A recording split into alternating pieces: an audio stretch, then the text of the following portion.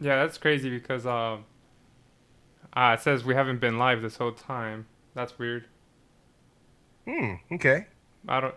I think Let me refresh on YouTube real quick and see if it's that showing it. that's fine. It'll probably record on my end anyways when it No, uploads. we're live. We are live. We're Okay. good. Hmm.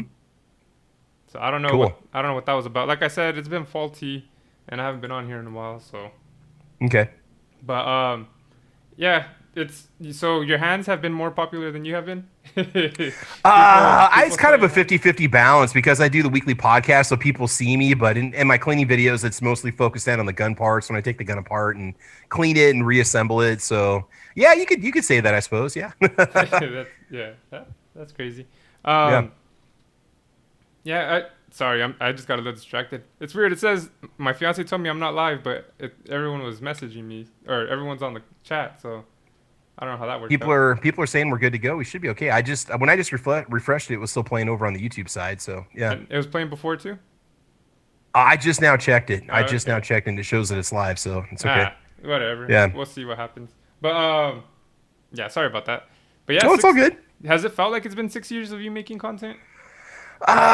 No, it's actually gone really fast. I'll go back and watch a video and I'm like, oh my God, I made that video 4 years ago. Or I did that. Or people make a comment, they'll say, now I know this video is pretty old and it's like a year and a half old. Like, but Yeah. I'm still curious if you have this gun. Um, I mean, it's been a lot of time and a lot of effort that I put into it. I don't think people realize how long it takes to actually make a little 5 or 10 minute shooting video. I mean, especially if you take the cameras out from beginning to end. I'm not kidding you. From the time that you go out, set the cameras up, film, come home, edit, upload, it's like 5 or 6 hours of time just to make a little 5 to 10 minute video. Yeah. No, it's So, crazy. yeah, most of my videos I'd make on the weekends. When it would get dark late, I'd go from work, go home and grab my firearms and take off and go out to the range. So that's how I did a lot of the videos that I did. I'd sometimes run out of daylight because I'd be filming and it just would. And you can make videos. I'm sure you can do it a lot more efficiently filming with a phone and maybe uploading directly and stuff. But I've been more traditional, just recording with my cameras, taking it home, running it through editing software, and then publishing it. So, Yeah, I'm kind of the same. I've been doing these little side videos too. I use my phone on that and then just upload it. mhm. Um, but when you have a bunch of different angles and different a bunch of different scenes, I get what you Oh, mean. To sync everything up is insane. cleaning videos, you might have 25 or 30. I mean, I tend to shoot stuff. I'll make mistakes in my videos when I'm talking. I'll stop and correct myself in the video. I won't go back and refilm. But you might have 25 clips or 30 clips to put together to make a cleaning video. It's like you just open your cache and you've got all these clips. You drag and drop, drag and drop, drag and drop, insert transitions. I mean, nobody's doing it but me. So it does take up a lot of time. So that's it. It really, if you're going to get into content creation, man, I mean, you might want to try to find making something that's not going to take up so much time when Yeah, you're doing what you love. So yeah. yeah, no, I feel you on that. But I don't know, man. The editing is tedious, especially when Hmm. the videos you edit start messing up in the editing software. I had to change software Oh, before. yeah, I had one program that just midway through, I switched over from the program that I was using, which was a free version of like Cyber DVD or something like that. Yeah. It would quit importing audio, and I could not figure out what was going on. And then I switched over to VideoPad Pro, and it's been perfect for about the last 2 years now. So 3 years. Yeah, I was using Um, like OpenShot, and it would unsync my voice every once in a while, which was oh, annoying. Yeah, and like even when you exported it, it was still screwed up, even in the final cut. yeah, it was terrible. Ooh. Like and like Oh. I would keep re-editing that same part, and it would just keep Hmm. for some reason that same part it would just keep unsyncing me and making it choppy. And I was like, I'm using DaVinci Resolve now. It's free, but it works No, if perfect it for me. works, yeah. There's a lot of great software out there. And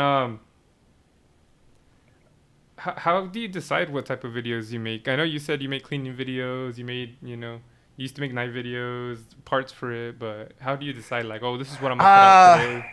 a big part of it is I'll look on YouTube and I'll see if there is a particular video or a very recent video of something that I want to film, a gun at the range, a part, a cleaning video. And if there isn't, that really inspires me to make a lot of the videos. I'm not I'm not the most creative person, unfortunately, when it comes to just wacky, zany, fun ideas. That stuff doesn't really hit me. I'm just more of a practical person, unfortunately. So like that's why in a lot of my videos you don't have a lot of cool editing and sweet music and shots and videos. I don't think like that, unfortunately. So a lot of it is my thoughts are okay, if I'm gonna go to the range and shoot, let's just turn the cameras on. You know, if I'm gonna have to take this gun apart and clean it when I get home, let's just film it anyway. I got to do it anyway. So a lot of it is just stuff that gun people do, that firearm owners do on a regular basis. That's usually what I tend to film. And then there's, product reviews. I'll have a company that says, hey, we want you to test this flashlight, or we want you to test this part or that part. Can you check out these rails? Let us know what you think. Give us some feedback, and I'll make videos on that. I haven't done a ton of like product test reviews in quite a while. That stuff I kind of backed away from that for a while. Do some scope tests for different rifles, optics, red dots, stuff like that. Talking about if it works or not, and what kind of problems I had with it, the setup and testing and things like that. So, but it's been fun. I've had the opportunities to test some really, really cool products and some really sweet firearms, and just stuff that normally, I wouldn't say I couldn't afford, but I wouldn't want to spend the money on, because some of the stuff is so expensive. So yeah. And I think that's pretty dope, because you got to show people the everyday thing that goes on when you go to the range, and when you go, just go practice doing whatever you do. And then it also gives you a reason to go out and do it. Like, maybe sometimes you're like, I don't want to go to the range today, I'm tired. Or like now you're like, well, I gotta go. I always look forward to, man. That'd be the thing that would drive me through to the end of the day. It's like, okay, I get to go take out a PS90. Really? If you ever play Call of Duty, you probably know what that is, the P90. Yeah. I'm like, I get to go shoot one of those today. Oh, this is awesome. No, I had on that too. I had a scope that I tested. I had a buddy of mine. He just showed up at my house. He literally dropped off a rifle and dropped off this really expensive scope. He said, set this up so it works on my gun. I'm like, okay, I can do this. Well, the scope is designed for you to put the information for your ammo in the scope, the ballistic information.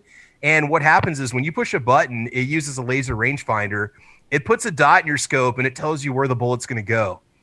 I mean, it was nuts. And once you get it programmed in once you get it tuned for your gun, you basically don't even really have to think where you need to. I mean, if you want to hit this gong at 600 yards, you just put the red dot on the gong and you'd hit the gong at 600 yards. It was the coolest thing. It was like a $2,500 scope. I was about to ask, how much is that cost? Oh yeah, it was over I think it was about $2,000. It was like a Burst Eliminator 3, maybe 1,800 or something like that. And then the rifle it was on was about a $1,200 rifle. Yeah. And I'm like, okay, this is $6,000 worth of stuff just sitting in my house. I really want to get this back to this guy as soon as I can. I'm shooting like $150 a round ammo. And where'd you get your military contract at, man?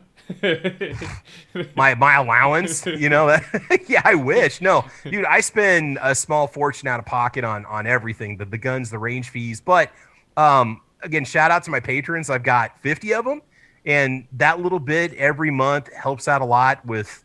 Well, I mean, I'm not really complaining about ammo prices, because I really have stocked up on ammo in the past, so that I've got a lot of the calibers and a lot of what I need to go out and test, because right now ammo prices are through the roof. I don't know if you've heard about it or heard us complaining about it or looked on the news, but right now there's record numbers of people buying firearms, and they all need ammo. Then there's those of us that want to go shooting that need ammo. Factories are pumping out ammo as quick as they can. You got ammo, people hoarding ammo, people reselling it at crazy prices. There's a lot of panic buying going on. So the prices of ammo have just basically skyrocketed. But for the most part, a lot of the common calibers I stocked up on back in the day when it was cheap, so I'm good to go. Yeah. But I've invested a small fortune. I mean, most of my videos, it's not a big deal to drop $50 or $100 on a video, and that video is going to generate a quarter of ad revenue, 50 cents of AdSense revenue. Yeah, so it's something. Yeah. But you're gonna go shooting anyways, right? So it's not like yeah. I mean, if I've got an opportunity to take this cool rifle out, oh yeah, I'm gonna go anyway. I'm also go ahead and film it and enjoy it. And how you said factories are pumping out as fast as they can. I've gone to the stores and the shelves are empty, man. It's crazy. I've never seen them like this. It's a combination of them maybe not ready for this just insane demand. I think in the last couple months, every month you've had record numbers of people buying firearms. Those people all need ammo. You got people who want to stock up because they're worried. You got people that don't stock up that now need to stock up. I mean, it takes time to build a new factory. You can't just build it. It's not like a video game. You just can't build a new factory in 5 minutes and it's pumping out ammo, Yeah. And so there's this supply and demand, and it's a very delicate level for these factories to balance, because there was a time where after Trump was elected where, gun prices totally slumped. Ammo was abundant. That's when I bought most of my ammo, is when Trump got elected. I mean, the prices on it were 25% of what they are right now, literally. So it wasn't a big deal. But yeah. Now shelves are empty. But it depends on where you go, because we've got some local gun stores that have ammo if you don't mind paying the price, Yeah, exactly. And well, there's probably a reason why they have it, right? Since it's expensive, no one's buying it. Oh yeah, I mean Yeah. it's literally a box of 9 millimeter. Some of the stores locally they want $30, $35 for just a box of normal 9 millimeter, What? not even like self defense grade ammo. Yeah, just Oh yeah, it's not uncommon. And I was paying $9 a box for it 6 months ago, a year yeah, ago. like So 11 bucks is like the most I would mhm. use. I would pay. I could buy a case of 1,000 rounds of 9 millimeter for $200 delivered, shipping included. Yeah. Now that same case of 9 millimeter will cost you $700 or $800. Literally, I mean you Jeez. can look it up. That's not uncommon. So. Yeah, no, that's crazy. That's Mhm. I haven't gone shooting in a while, so I just have a bunch of ammo stocked up. Well, Wait, here's one thing I want to say about it. People think it's. I had a coworker one time make a comment to me. He basically called me the Unabomber. I go, yeah. I go, man. I got 1,000 rounds showing up today of 9 millimeters. Like, man, what are you, the Unabomber? Are you gonna go out in the woods now? And I'm like, no, I buy it because one, it's cheaper that way to buy in bulk, and two, I don't have to go to the store so often to go get it because I've always got it when I need it. Three, I got a gun channel, so I'll burn through a couple hundred rounds in a range visit. People don't understand that aren't gun people. So whenever there's a crime committed on, you hear about it on the news and oh, the yeah, guy had an arsenal with 500 rounds. It's like, man, some people have that in their car and they just travel with that every day. yeah. No, I know Um, it's crazy. I think they don't have that much ammo, so they just assume that's a lot. oh, Uh, people just think it's why do you need that much? Because it's cheaper. Why do you go to Costco and buy 48 rolls of toilet paper? I mean, you can only poop twice a day. yeah, What do you need 60 rolls of TP for? yeah. Why Well, are you because it's buying all cheaper. the toilet There you paper? go. Yeah, why are you buying all the toilet paper? Are you what? Yeah, no, I know. It's because I Yeah. can. Yeah. Yeah, um, exactly. That's what it comes. And I save money. It's cheaper per round to yeah, buy in bulk. Well, it was at one point. So yeah, yeah. So yeah, no, do you make your own ammo? I just started doing that recently. I've done videos on not really the process of how to make it, but like what you can use to do so. I Yeah, just started pressing out my own 9 millimeter. I've been sitting on the supplies for almost a year and a half. I was gonna do it 2 years ago. And then my wife got a job transfer, and then we were in the process of packing up. We sold the house 6 months ago, and we moved. And now I finally got the man cave all set up, and I just pressed out my first 50 rounds about 2 weeks ago. yeah. And I'm doing self defense rounds, hollow points. It's a lot cheaper to load them yourself. It's about maybe less than half the price per round versus buying it in the store. So and a lot of that's sold out anyway. You can't even get it. So that's why I basically they call it rolling your own. That's kind of like the reloading term. You roll your own is what people say. Sounds like a weed. Yeah, Term. that's kind of it's like I'll go home and roll my own. I mean Yeah, I think that's kind of where it comes from. It's just kind of homegrown, doing it yourself kind of thing. yeah, I mean there's a lot of guys that are hardcore to reloading that they cast their own bullets because they don't want to go out and buy them. You recycle your brass. There's an art to reloading it. And I'll say this right now. It was a folk when I did my first 50 rounds, it took me a long time because I didn't want to screw up. You weight everything when you put the powder in the shell. You got to be very careful with it, very meticulous. I'm just using little single stage presses, so I can only do one stage at a time. So it took me like 3 hours to load 50 rounds, but I did it the right way. And it was like the most relaxing, peaceful activity I think I've ever done. You could forget about everything. You can focus on what you're doing. It was really fun. I loved it, and I'm gonna keep doing it. and So, how fast did you go through those 50 rounds? oh, I haven't shot him yet. I haven't taken him out yet. No, I wanted to. We had massive snow come through Nebraska about a Yeah. week ago, or about a week and a half ago, and so I wasn't able to get out to the range. It was messy, but I'm gonna shoot those a lot slower than I normally do. So I'll take my time with them. So normally, how fast does it take you to go through 50 rounds? I don't do a lot of rapid fire stuff. When I'm at the range, I mean, if you see me shooting, Yeah. I might warm up with like a box of 20 or 25. I shoot slow because I want to learn the characteristics of the trigger. I want to see if the gun, like the point of aim, how am I shooting it? How is the gun shooting? Is it cycling properly? Sometimes I'll do a little bit of rapid fire stuff in the video because that's just fun to do. But Yeah. I really don't go too crazy with it. And actually, the range that I belong to, you have to have a noticeable sound between shots. You're allowed to do double taps, but you have to have a momentary pause between them because our range doesn't want you coming out there just going nuts. Now, the other range that I belong to, the one that was in my older videos, that they really don't have any specifications. You can basically run whatever you want out there. So they're much more lenient. It's more of the old West feel out there. Yeah. As long as you're not It's pointing safe, it at but each other, right? They don't yeah, have yeah, to do yeah, that. yeah. It's a cool. You pretty much have to supervise yourself. There's sometimes a range officer, sometimes there isn't. So Yeah. yeah, No, yeah. that's cool. And I was just saying that because you go through ammo quick. Even taking your time and going through it, it's still, man, it goes by fast. And then you realize like, Yeah. well, that's a good amount of money I just went through. Well, people don't realize, yeah, if you go to the range, your magazines might hold 15, 17 rounds. You're going to empty those out in just a couple minutes of practice. Yeah. Yeah. So yeah, exactly. That it's funny because like, especially when you take friends with you and stuff, and they don't bring their own ammo, you're just like, damn, that went by quick. That was supposed to last me. Hmm. That was supposed to last Oh me a yeah, I've couple taken hours. friends out and got them interested in firearms and stuff, and we just go through way too much. It's like, Yeah. oh man, we just drained half an ammo crate. Oh my god, Yeah. 300, literally 300 rounds. It's just like Yeah. nothing, you know? Yes, Yeah, but it's always a good time, yeah. and then it's always nice too when you plan an actual event and you guys take your ammo, take your guns, and Hmm. you make a day of it. Cause Oh yeah. here in Washington where we used to go shooting, it's about like a 40-minute drive.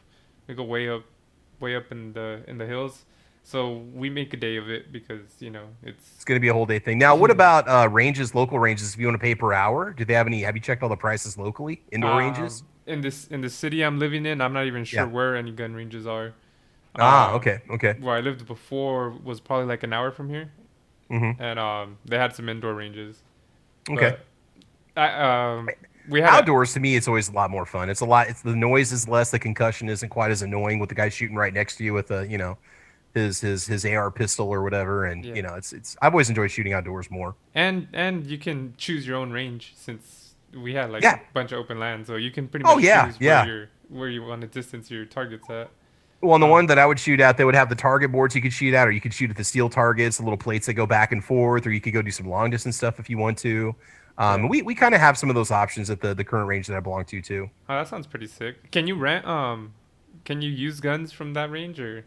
This is an outdoor range that I belong to, no, but there are indoor ranges here in town where I live where you can rent firearms, you can test them, That's pretty which I cool. think that's probably the way to go before you buy something because you don't know if you're going to like something before you buy it. You might get it and realize, man, this is not what I thought it was going to be. So Yeah, you might like how it looks, but when you mhm. actually fire it, you're like, ah, that's not that's not the for uh, me. the the first handgun that I bought was a Gen 2 Glock 20 in 10 millimeter.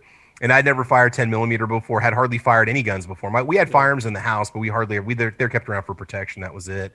And when I took that thing to the range back in the day, they're talking like the mid 90s here. It was so expensive to shoot that thing because there really was no online ammo sales. You Yeah. couldn't get cheap boxes of ammo. It was kind of painful to shoot and stuff. I didn't really know what I was doing, and I didn't really enjoy it. Yeah. So I did eventually. Unfortunately, like an idiot, I did sell it and I purchased a 9 millimeter, which was a lot more comfortable to shoot, but it just didn't have that same. Now I shoot just about everything. I've shot everything from a 22 long rifle up to 44 Magnum, 357, 454 Casull, which is a pretty beastly round. Yeah, I was say I haven't heard I've of never. 454. It's a pretty good size. I did a range test on it. It's a pretty good size round. It's up there. But there's also like what 500 Magnum you can shoot, Smith and Wesson Magnum. There's the Desert Eagle. It shoots a 50. I've shot a Desert Eagle before, just not in 50 cal, so in Yeah. 50 AE. But yeah. Um before let's see who's in the chat real quick. So Oh, guys, like I said, sorry earlier if the beginning of this didn't stream for some reason.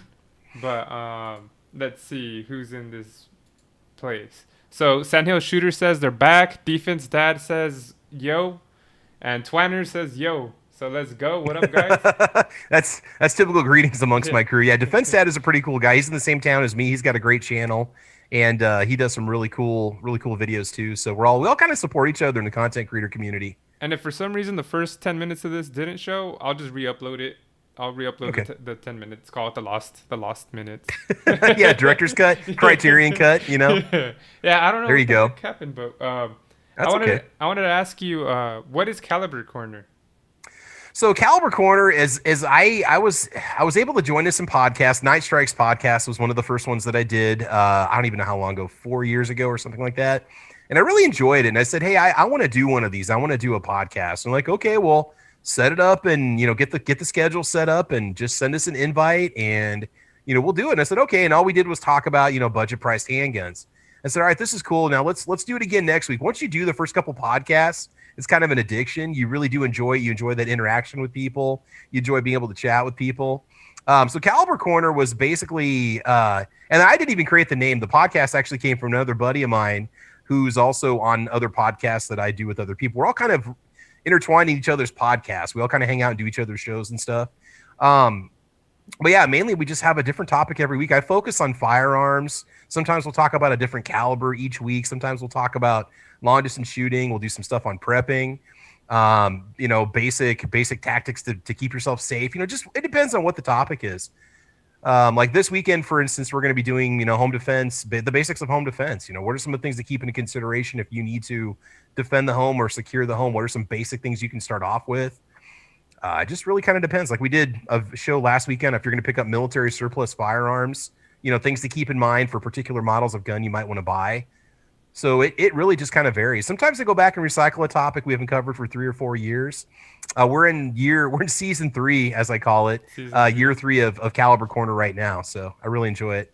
So you guys are kind of like the Avengers. You know how they have their own little in-universe? You guys got their own in-universe? Each of us have our own special abilities and knowledge and vocabulary that we use. And you pop pretty into much each other's episodes? Yep. Yeah, pretty much. Yeah, we're just like, I might then make a guest appearance on my show for 5 minutes and then disappear, and you won't see him for another episode or another year, Yeah. So, yep. I guess which character would you be? God, I don't even know. Black Widow. Oh, man. Winter Soldier. The Winter Soldier. All right. He's the gun guy because I have no other special abilities. Yeah. I'm gonna go Winter Soldier. Yeah, that works. Oh, who's the guy with the arrows?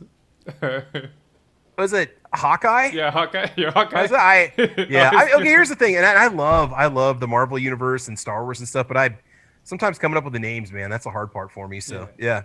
All right. Oh, he just uses a gun technique. Well, bow and arrows. So. yeah. I've never been much of an archery guy. It's cool. My wife did it for a while, but I was never much of an archery person. But I love it. Yeah, it's too outdated, huh?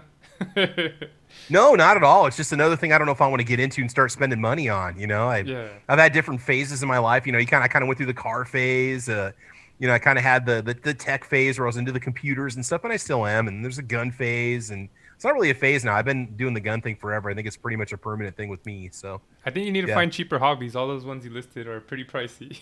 Just start making stuff out of popsicle sticks or something, maybe. I don't know. I'm trying to find something, but for me, firearms is pretty much where it's at. So I'm not, like I said, I'm not the most creative person. I can't, I'm not a woodworker. I'm not a carver. I'm not a sculptor, a painter, a musician. I'm not musically talented. I tried playing the guitar once. I mean, And then you just shot it? You used it as a target or what? No, I sold it and used the money to go buy another firearm. It was ridiculous, actually. Yeah. So I know you said people like pop in and out of the episodes and stuff. How many of you guys are there at TravisP11? Is it just you? Do you have anyone else? No, yeah. The channel is just my own, but when I host a podcast, I'll send out 35 invites every Saturday morning to all the people that I know that are part of our community. And I'll get maybe 6 or 7, 8 people show up for an episode. It kind of depends. Okay. How's managing that? Because I'm assuming it's through a voice chat like this, right? Yeah, we use guntube.org, and so I don't know if I've ever hit a limit for the number of people that I can host. I really can't tell you what the max is. I think I might have had maybe a dozen guests at one time. So we go to guntube.org, and then that pushes through to your studio on YouTube, and that does the live hosting. Sometimes we'll use what they call it, the duck. Help me out here. StreamYard, I think, is a popular one that some people like to use also.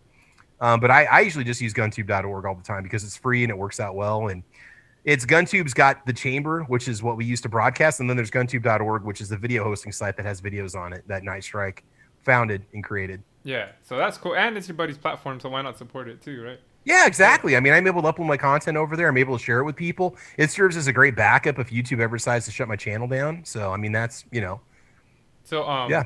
So you said that pawn shop gives you some guns to test out. Do you shout them out when you do test them out? Like, oh hey, this gun. Yeah. Oh, every episode. Yeah, I got the banner hanging up in my guest bedroom. I mean, okay. that's up 24/7. Yeah, I mention it at the beginning of every show. I do mention it in every video. I got my sponsors up.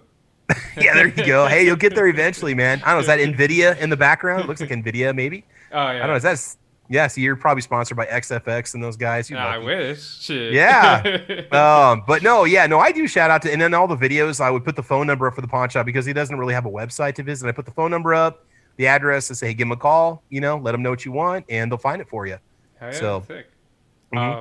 I guess if I'm ever looking for a gun, I'll tell you keep an eye out, and we could just try. Yeah, I mean, what really got me going to his shop in the first place is he was like $50 to $75 below all the competitors because it's just a little one-man operation, him and his wife, and he doesn't have a lot of overhead, and he can get you what you want. His prices are now everything's changed. I mean, now the prices are all MSRP all across the board or more. So because that's the market right now, right? Yeah, yeah. You like I said, you had a point after the Trump election where gun sales, where people weren't stocking up anymore. They weren't fearing Hillary Clinton anymore because she wasn't the president. And Yeah. then just gun sales, just guns. A lot of gun distributors were just dumping stuff at clearance prices, and everybody. I mean, it was insane what you could pick stuff up for. I mean, literally almost half price of where it is right now. I mean, it's crazy. Yeah. So the other guns that you have on there, they're pretty much all your guns, right? It's weird with me. I've owned a lot of guns and tested a lot of guns, and I'll buy, sell, trade. The vast majority, though, are coming from the owner's personal inventory, Okay. his own Oh, arsenal, his okay. own So collection. so Yeah. you get to go inside his safe too.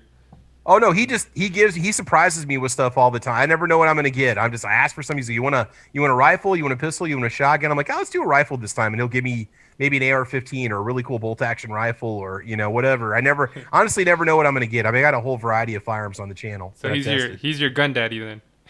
Pretty much. Yeah, yeah. Yep, yep. I wouldn't word it that way, but I accept Yeah, it's it. some people have a sugar daddy. Yeah. I've got a gun daddy. So yeah, yep, yep. Well, it's mutual. I mean, I take him out, shoot him, and clean him, and he puts Yeah. them back in storage. So yeah, Yeah, no, that's cool. Exactly. You make sure that they still work. You test exactly. Yeah, you got to make sure they function, right?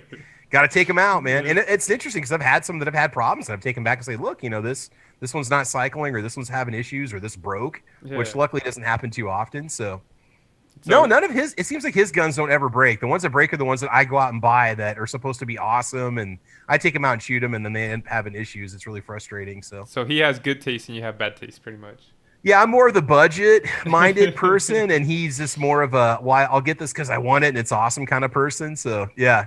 Yeah. Well, hopefully both of us can be that type of person one day, huh? Mhm. Yeah. Tell him to check this video out too, because apparently he's getting a big shout out. So Oh, there you throughout the go. whole Yeah, thing, yeah. I'll have to share it with him. I will share it with him. I'll if he say, hey, ever check wants this to be out, on man. here too, I'd be interested in talking to a gun. Well, I gotta get. He's never been on Caliber Corner. I gotta get him on. He always says that he likes to just kind of stay behind the scenes and yeah. just be a quiet supporter of the channel. The Well, stand tall, carry a big stick kind of thing. I had Yeah, Storm and Norman. I don't know if yeah, you caught that one. yeah. I know him. Yeah, he's awesome. Yeah, he's Yeah. Storm and Norman Gunworks, man. He's cool. Very So cool, I was dude. gonna say I've Yeah. never had a gun owner, or a gun shop owner, but yeah, I have. Yeah, Yeah, yeah. that's I chat with him all the time on Instagram. He's got a really cool shop. So he's got a new website he's launching too, by the way. So it's looking really good. and Yeah. Night Strike made it, right? Yep. He Yeah. designed So it for him. see there, you see there's that little in universe Yeah. thing See, again. it's just you can't get it. We have our own little Marvel universe, and we're all intertwined. So yeah. I think that's pretty awesome though. So some of them are your guns, most of them are from your gun daddy. What type of gun do you like to carry?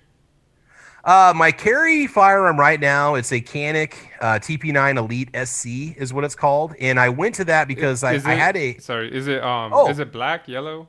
okay semi-automatic 9 millimeter, has a 12 or 15 round capacity depending on which magazine I'm carrying with it. I mainly got it because I wanted something just a little bit easier, more capacity is what I was looking for, and it was relatively inexpensive. I paid $350 for it, brand new. The design, the origin of the gun it's based on is based off of a Walther, if I'm not mistaken. It's based off a really high quality pistol, and I do like it. But I've gone through 6 or 7 different carry weapons in the last 6 years.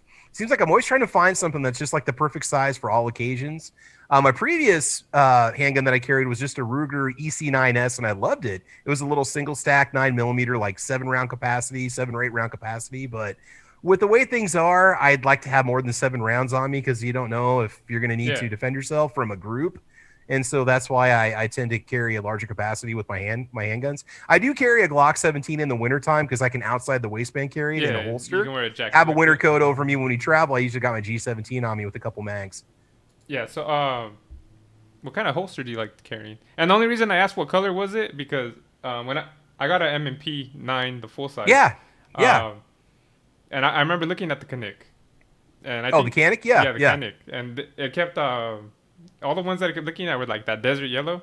The Oh, that weird FDE color, that off color that they Yeah, sell. like- This one normally comes in like a tungsten gray and black, but this one's all black. Okay, It was yeah. yeah, so it's pretty cool. I'd show, but I don't want you to get in trouble on No, YouTube. yeah, that's so. fine. But I did do a video on it, so you can watch the video if you want to. So and the was- cleaning video. I would say after behind the scenes in the we can go ahead and show that. Oh yeah, it's sitting over here. It's my well, it's over here is the guest bedroom backup Yeah. gun. So yeah. I'll show you what I have. Okay. Whoa, where's that at? I'll show you what I have right there. And that works. That works. Cool. Cool. But Yeah, man. yeah, so I was looking at that. They come with like extra mags, no, and like Yeah, a this one comes holster. with 12 round and a 15 round magazine. It does come with a simple plastic holster, which will work. It'll function as Yeah. inside the waistband or outside the waistband. I actually found a company that makes holsters down in Florida. I honestly, I can't even think of the name right now because I just reviewed it recently. But they're a little Oh, independent they small didn't shop pay in you enough. Florida. Okay, I get What's it. that? They didn't pay No, you no, no. I enough. did. Yeah, I I did a get review video, man. They probably it. sold tons of holsters because of my review. But they're like it's like a $25 Kydex plastic holster that fits the Canic Elite SC because there were not a lot of options out there, to be honest with you, for holsters made just for that gun. And there were a few other ones that were out there that were $65, $75, and they were sold out. So I found this one. I bought it. It actually works really good. So yeah, Hey, that's dope, bro. yeah. I think if like finding the smaller people and promoting them is dope. Obviously, I'm the smaller guy and I like being promoted, so I'm sure they appreciate it greatly that you're doing that for them. Well, Uh, I've done holster reviews for like Hidden Hybrid Holsters, which is a huge company, Klinger Holsters, which is a big company. what about the They were some alien? of the ones. What's the holster with Uh, the I've alien? I've never reviewed the Alien gear. I No, I've heard. never reviewed their holsters before. I've seen them. My stepdad actually his concealed carry holster is an Alien gear holster. So Yeah, yeah, my boss used to have one, and he says it was like the best holster he's ever had. they're Um, really comfortable. They have like what they call like a hybrid design where they've got the Kydex and they've got either I can't remember if it's leather or if it's like a neoprene backing on them. Me, I just usually do the standard Kydex holster because it's easy to position it wherever I want it.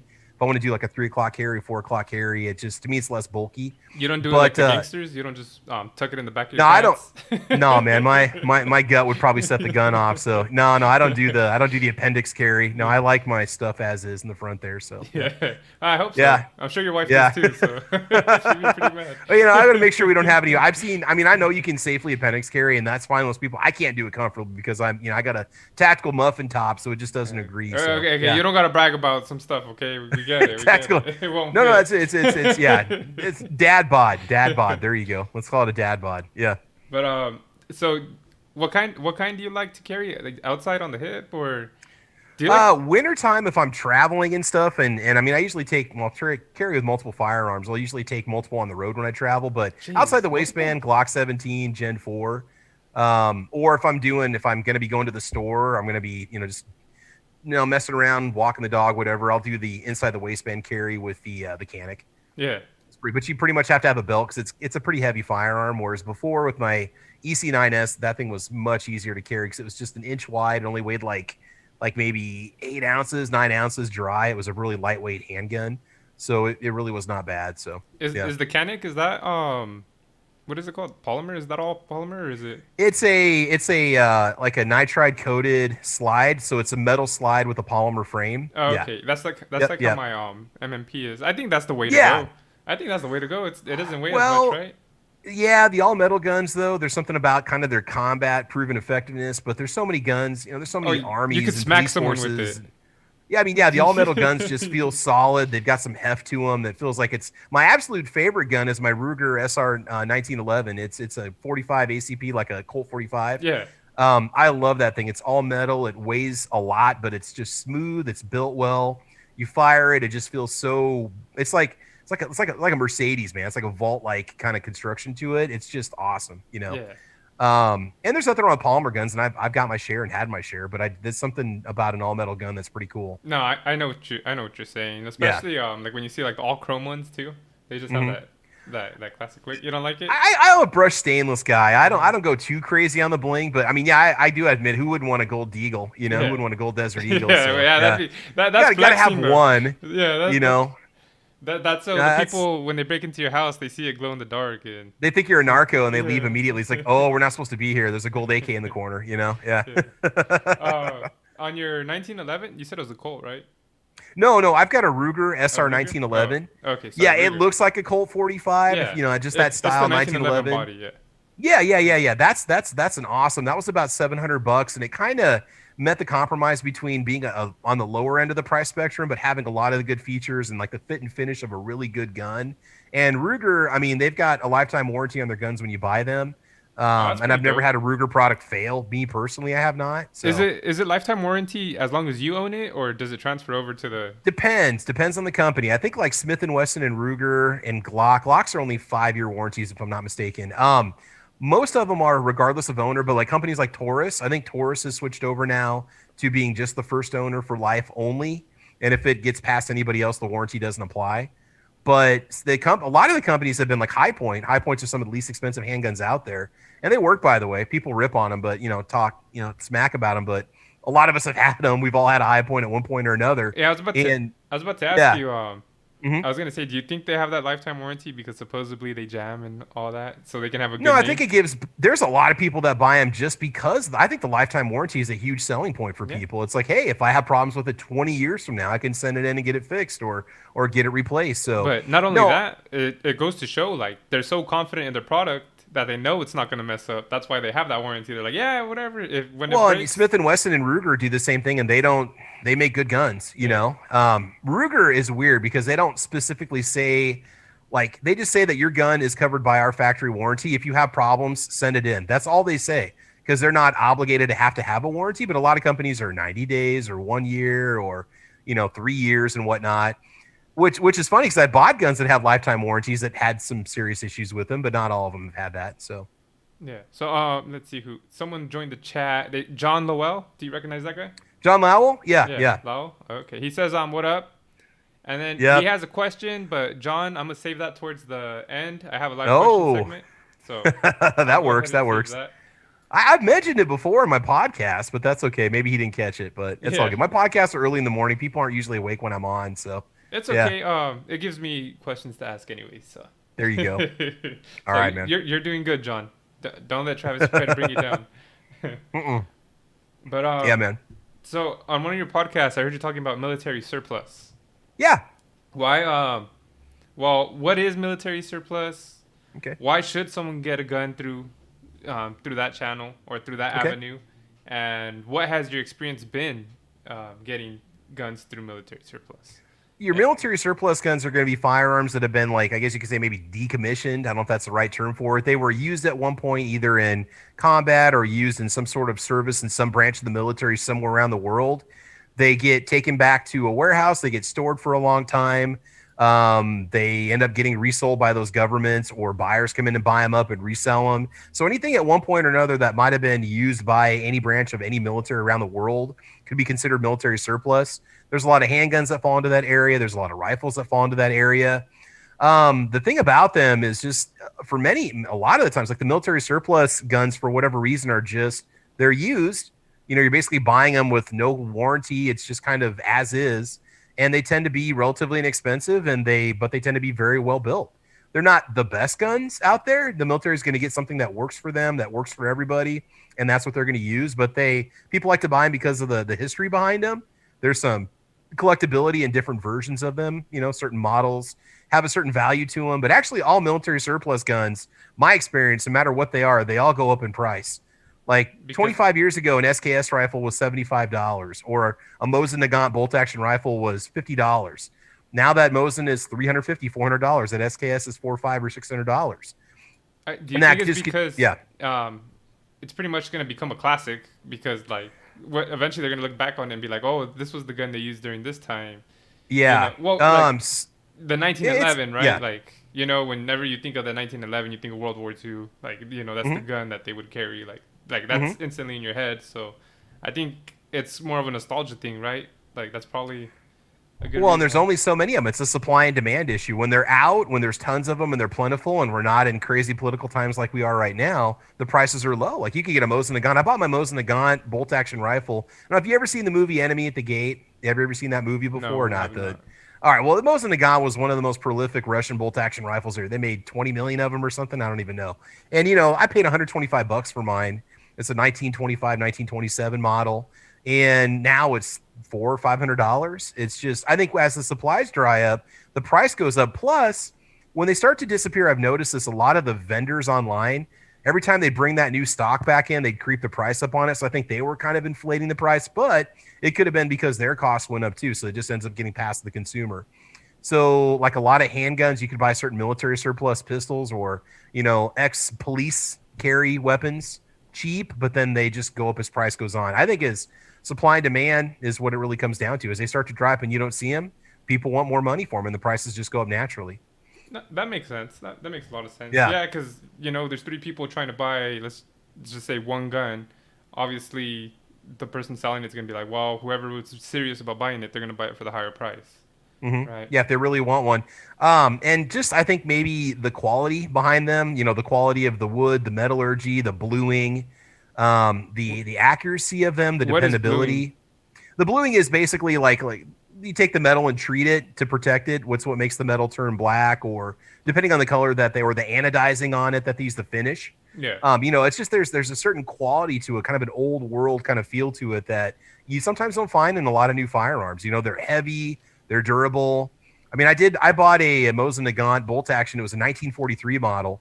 And I mean, it looked like it had just been drugged through the ringer, but it was so cool because of the finish was wearing off of it. It had all these marks and scars on it and stuff. You could tell that the Russians were pushing these out quick because they had Germans invading.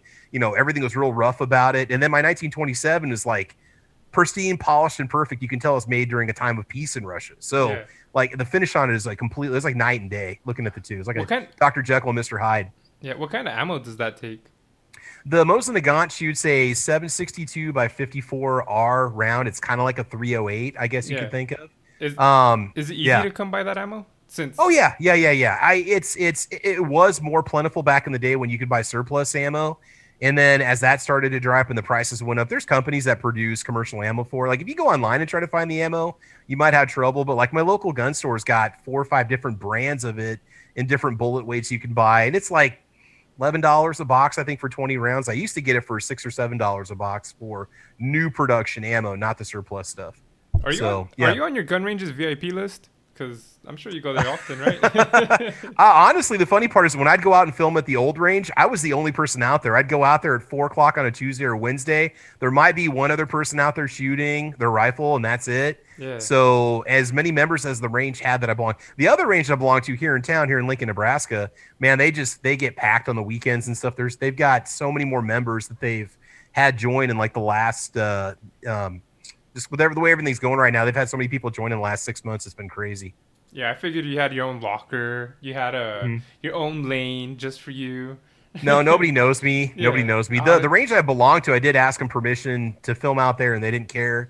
And I said, I'll make a range video where I walk around and talk about the range and promote you guys. And they said that's cool. Yeah. So that's nobody ever said anything to me at all. So yeah. Oh, okay. Well, I'm sure if you showed them your hands, you know how you said before, you didn't show your face. They'd be like, "Oh, that's Yeah. you. You're TravisP11." No. They don't even. I hardly ever got any feedback at all from anybody. So I mean, I don't think maybe a lot of people just don't watch YouTube gun videos. Yeah. I'm kind of a one-trick pony channel. I'll get a lot of subscribers that'll subscribe because of a cleaning video that I did, or they watched a review of mine, but they might not go back and watch a lot of the other content because they might not be into that. But people that are into the podcast and stuff, they're, they come back every week and watch and stuff. And I got to give a shout out to John. John Lowell says, I'm on Caliber Corner almost every Saturday. Yeah, I think, we're talking about the beard thing. I thought I had mentioned it, but it's been a while. So we'll talk about that later. It's cool. Like I said, I'll bring it up. Just Yeah. I gotta have my segments too, man. Absolutely, man. Absolutely. Yeah. I used to have a different segment too. I called it Turbo Questions. Oh yeah. And it was like you can answer as many questions as you can in like snapback versus flat bill, that kind of 30, stuff. Yeah, fitted. 30 seconds. I had it relating to whatever. So I'd ask you Glock, man. or like M&P, let's just say, or Okay. like, just stuff like that. AK Oh or wow, AR. that's the kind of stuff that breaks up families. Though when you start throwing down like that, people just judge you. But Just that's because why of they that. can see the type of person. I would say like AK or AR-15, Oh, and man. then you answer But then as much. I'm like, well, it depends on the application. Are we doing patrols? Are we doing SHTF? Hey, Hard but, for me to answer those. yeah, the longer you wait, the less answers you would get. Oh But- yeah. So that's why, like, just don't think, just respond, right? yeah, just that way. Yeah. Just that way, people like if we didn't go over something, people would see like what you like and stuff. But my episode started getting so long, I just had to like pretty much cut it out because I was like, you know what? Oh. I mean, it is 30 seconds, but You could do like part 2, like throw it in at the end as like a little snippet video, so for somebody to watch. Yeah, Yeah. that's true. But I would do it Yeah. after the live questions. But I might bring it back. We'll see. And Cool. it's sometimes hard to come up with this or that questions. Like you have to come up with a good amount in case they pass the Well, if you ever want to bring me back, I'll be happy to do that. yeah. So yeah, it sounds fun. But not today. Sorry. No, it's all good, man. It's all good. Yeah, Like I said, we're on the time limit anyways. yeah, And the first yeah. 10 minutes of this might have been cut out, so I'm kind of sad about Hmm. that. But it's okay. We're gonna have you back on. We're gonna have a little reunion. You know how you have your little caliber corner? Where are they now? Yeah, no, yeah, but Yeah. I'm gonna try to bring you, Night Strike, Storm and Norman. Okay. We might have an Okay. episode of all you guys together. Oh heck yeah, that'd Yeah, be awesome. so Be a lot of rabble rousing. So yeah, I yeah. gotta figure that out. I gotta figure that out. Okay. Maybe on maybe the week before like Independence Day or something. Maybe Oh, there you go. Let's do it. some, Let's do a Fourth of July episode. Yeah, yeah, there you you know go. something. Yeah, no, I gotta figure it out. But Yeah, that's yeah, just me thinking. If you ever want me on yours, let me know. I probably won't because yeah. I'm pressed for time. But as Well, on long my as B channel, real quick, I've been thinking about doing podcasts on my B channel also, yeah, and that's technology. So maybe we can talk podcasting and tech and stuff like that, yeah, or video games or computers. I'm So I'm trying yeah, to do tech reviews too on this. yeah. That's why I rebranded it to Top 3 Entertainment because it's gonna Okay. be just everything other Hmm. than just this. But yeah, it'll be fun. I have 2 review videos already that I'm probably gonna pop up. But the, on that, I'll tell you that AIO right there. I installed it in my computer, so I don't know if you're too crazy about computers, you know. Oh yeah, no. I built my own gaming PC sitting next to me right now. So yeah. Yeah, so just stuff like that. Just so I have different people, different guests, so just whatever I can to try to appease other people. I have someone named Mike saying hey. Hey, what's up, Mike? But, Yeah. so I guess how do you know how to get a good used gun? Like, what can you tell someone to look out for? Well, we had a whole episode on it 2 weeks ago, but um, the big thing is maybe go with a well-known brand that you recognize because there's a good chance that you're going to be able to find parts and accessories for it and service. If you don't know, go with some of the more trusted brands: 6 Hour, Glock, Smith and Wesson, Ruger, and again, I'm sure I'm going to forget some and anger some people. Do some research on it. Springfield? You know, uh, that's kind of a sore subject area. I won't buy their products new because of some political decisions they made a couple of years Oh, ago that okay. affected gun buyers in Illinois. But it's kind of funny. We say that, yet we're like, but if you want to buy Springfield used, you go right ahead. Yeah. So, I mean, nothing against their guns. They make great products. I've fired a lot of them. I enjoy them. But the company themselves made a few decisions that I still haven't forgiven them for yet. But Travis, that's a whole I told different you I didn't thing, want to so. talk politics, Travis. I So know, I here know. you That's go, bringing Springfield, that up. man. We're still yapping about it. We cancel culture. We haven't moved on. So I still haven't bought a Springfield product since they did what they did. And then, But yeah, I mean, hey, nothing. You want to, you go, you do you, right? but since you said Um, secondhand, the reason you say yeah, that is because that doesn't go back into their wallet, right? That goes into no, the sellers. goes to the gun store, goes to the local gun store. Yeah. A big part of it is look at the gun. Does it look like it's been abused? Is it just beat to heck? Pull back the slide, lock it open if it's a semi-automatic. Look down the barrel. Are there grooves in the barrel? When you look down the Is it shot barrel, out? make Obviously sure it's unloaded not. in the store. Yeah, you want to make sure it's it'll be cleared for you before they hand it to you. If you can in the store, dry fire it a couple times. Make sure the trigger functions. Cock it. Charge it. Pull the trigger. Make sure there's nothing broken. Ask them to take it apart. Look underneath the slide. Is there any parts floating around in there? Is everything together? Because most of what you need to replace is not going to be too expensive. But if you buy a rare or hard to find gun, like if you're looking at a gun and you're interested in it, just do a Google search. Are there parts available for it? If you can't find parts for it, you probably don't want to buy it. So that's why your best bet's going with maybe a Smith & Wesson M&P or say a Glock 19 or Glock 17 or a 6 Hour, any of the P series, you really can't go wrong if you go that route. Yeah. But again, just this, if it looks like it's been abused and just, kind of put away wet or whatever, then you might want to pass on that gun. So if it looks yeah. a little funky, just try to avoid it. Yeah, if it's beat up and just all chipped up, looks like the dog chewed on the grip and stuff, you might want to pass on that one. Okay. Yeah. And then I just had to give that quick disclaimer. I don't want someone shooting themselves and saying that Oh, absolutely the Wine on Me not. No. podcast told them to look down the barrel. Yeah, look down the barrel. Yeah, well, obviously, you want to make sure the firearm's cleared. And I always do that in my videos. I'll actually clear the guns in my video to show they're No, that's unloaded. good. People yell at me for it. Like, what are you doing that for? I don't need a safety nanny. So I don't have to deal with people yelling at me because I didn't, Yeah, exactly. So, and you're yep. supposed to treat every gun like it's loaded anyways. Oh, yeah, Even if I've- you don't know, even if you do know that it's not, right? Just because. Yeah, we've had people in our circles that have had negligent discharges because they thought their gun was unloaded and they pulled the trigger on it and it went off. Do you want to It has name? happened. Do you want So to name no, them or? absolutely not. They made their own videos. You can look them up. Okay. You can. Oh, and then what was that video called that you said that about buying used guns? Just That would be Caliber Corner episode number 168 or 169. It was just 2 weeks ago. okay. So I cover buying used firearms. We cover everything: revolvers, semi-automatics, shotguns, rifles, and then So if you the guys next want to episode get more in for- depth yeah, about that, go ahead and check out his episode of that. there you go. Yeah. See, I'm trying to plug you too, man. Yeah. John Lowell did say police trade-ins are usually good, but yeah, your police trade-in firearms, a lot of the times they might get fired 50 rounds a year so the cop can requalify with their weapon. And so police trade-ins, if it's a police trade-in, I would probably buy it because they're generally a good deal. Sometimes you save about maybe $200 off the price of new. Sometimes they come with all the original equipment, the magazines and this and that, like your M&P 9s. Many times you can pick those up for $300 and they're $500 brand new. Yeah. So, no, and I there's agree. parts available for them, and they've got warranty available for them if you need them repaired. Yeah. Hey, I got one, so yeah, they're good guns. You made a I good agree with choice. that. You made a really good choice. Yeah. Mike's asking Sandhill Shooters, how's his cow? How's the vaca? Yeah. Yeah. How's his cow doing? Yeah. His family is cattle ranchers, so it's Alright, yeah. okay. All right, that's random. I thought he meant how's the vacay. How's the Yeah. vacay? How's oh, he might be talking about how's the vacate. Yeah, He's missing the Y. I was just There's joking no around. Yeah, I know that's. no what because I was see like, all right, vaca, how's I the think cow immediately. You you need to spell with a Y on there, Mike. Maybe he's eating burgers or like having Yeah. steak or something. I don't know. How's the vodka? I think he meant vacay. I forgot that Sandals is. Yeah, he's either back right now or just got back from vacation. So, yeah. We'll No, it's find all out. good. We'll find Yeah. out, man. But yeah, it's crazy, man. I like the fact that you're on here, promoting gun safety. Mhm. Gun owners, sometimes they get bad names.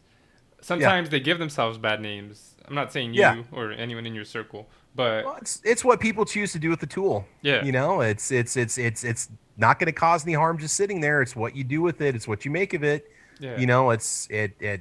People can do that with a car. People can do that with a hammer. They can do bad things. It's just what you make of it. So yeah. Yeah, no, I agree. But that's why we're on here, so to show that people are responsible. And like I said, I've watched your episodes. They're knowledgeable. I feel like I've learned some stuff. I listened to it. I gave you some likes too. Thank you. I'm Appreciate subscribed. Hey, there you Yeah. go. Hey, watch that video on how to clean that M&P. I'll take care of you. Okay. Yeah, I'll check it out. Who knows? Maybe a long time ago I actually saw it and didn't realize it was you. Oh yeah. Well, you probably didn't see me because it's Yeah. just hands. Just those hands. There's this famous green countertop where I've made my videos for like the last 3 years in my kitchen, mainly because that's where the lighting was the best in my house. Yeah. So I filmed everything in the kitchen. I'd always get all these guys make comments. I can't believe you got a rifle sitting on your breakfast bar. I'm like, well, it's got the best lighting in the house. Why wouldn't I film there? Yeah. You just had breakfast. Yeah. What are you- Yeah, I know. I wipe the lead off and I just sit down and eat my Eggos. Yeah, exactly. I say gunpowder tastes good on on some eggs. Nah, I try to stay away from lead as much as possible in the skin, so it's not really a good thing. But yeah. So how did you first promote your channel? Let's see. Getting over on Facebook. No, honestly, just making videos, and then it just started to gain its own following. Getting on other podcasts and saying, "Hey, I've got a channel that I've started. Check it out." I tested this or I tested that. I didn't really start promoting myself on Instagram until probably about maybe 2 years ago, or actually started putting posts up 3 years ago. And then when things like Gunstreamer and YouTube and GunTube came along, I started putting my videos up over there, and so that kind of builds an audience. So that's pretty much just putting it out there in the media as much as you can. So do you still do all those steps now? Is there anything you do differently now to promote yourself? No, I still push my content over to all those different places. When I post a video, I post it probably 7 or 8 different spots minimum. Also put it out on Twitter. I'll tweet it out also. I'm also over on MeWe. I've really been a big fan of MeWe. MeWe is basically Facebook without the data mining. I don't know if you've ever seen MeWe, but people start groups over on MeWe. Basically, a lot of us got kicked off of Facebook that had buy, sell, trade gun groups. Yeah. And we all went over to MeWe because MeWe said, well, as long as you're not breaking the law, you're welcome here. Yeah. And so all those people migrated over to MeWe. So all these Nebraska groups of guys that buy, trade, and legally sell guns went over there. Yeah. And I promote my videos over there too. So, yeah. No, that's pretty cool. And the reason I ask you is I pretty much ask everyone that's on my on my show this because for the people that want to start their own channel or someone that has their channel and maybe they aren't getting like where they feel they should be, they can see that like, hey, it's not a quick thing. Usually it takes time. You got to put yourself out Well, there. it can be if you make the kind of video that gets a lot of views, like somebody has like a special niche kind of video that they make and people love that, they come back to it and they just repeat that formula over and over and over again. I think of some of the gun channels that they do the same thing every single time. And me, I'm guilty of it. I do range tests. I do cleaning videos. Not a lot changes with the scenery. That's just kind of what you do. Yeah. But some channels have just like exploded. Their channels have gone viral because they've done something extreme. Like Hickok 45, he's got a huge gun channel over on YouTube. He got famous because he blew up pumpkins, and then after that, his channel just went nuts. Yeah. Now he's got, I don't know, 4 or 5 million subscribers or something like that, which is a lot for a gun channel. Yeah. Because there's quite a few out there. Shoot, that's a lot for me. Just Oh man, that's a yeah. But if you look at but most of the gun channels, I think I don't know what they said, like the top what is he, like the top 15 or 20 gun channels aren't even in the top 100 for YouTube for total number of subscribers. I mean, we're bottom feeders, so yeah. And then you guys also are on other websites too, right? So I mean. Oh yeah. We have, and our videos. I've noticed that if I look at my videos, our content gets pushed in other countries. Our content gets jacked constantly. Like my videos are over in Thailand, India. I'm probably huge over in Russia, and I don't even know it. So I mean, there's probably some fan club that the P11. I'll look at my videos. I'm like, my videos being pushed on some YouTube copycat website in the UK. Really? Yeah. That's crazy, man. Yeah. It's crazy too. When I check my fan base, at first, well, I've got some international people on here, so now it kind of makes more sense. But before, like, a good amount of my fan base was in the UK.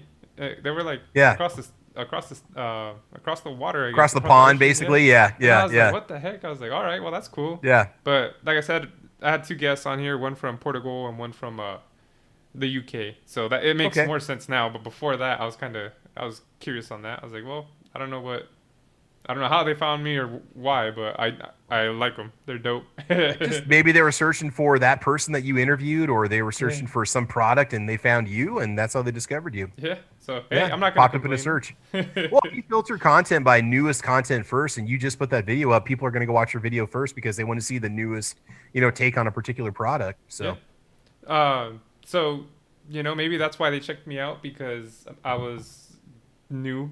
Fresh on the page.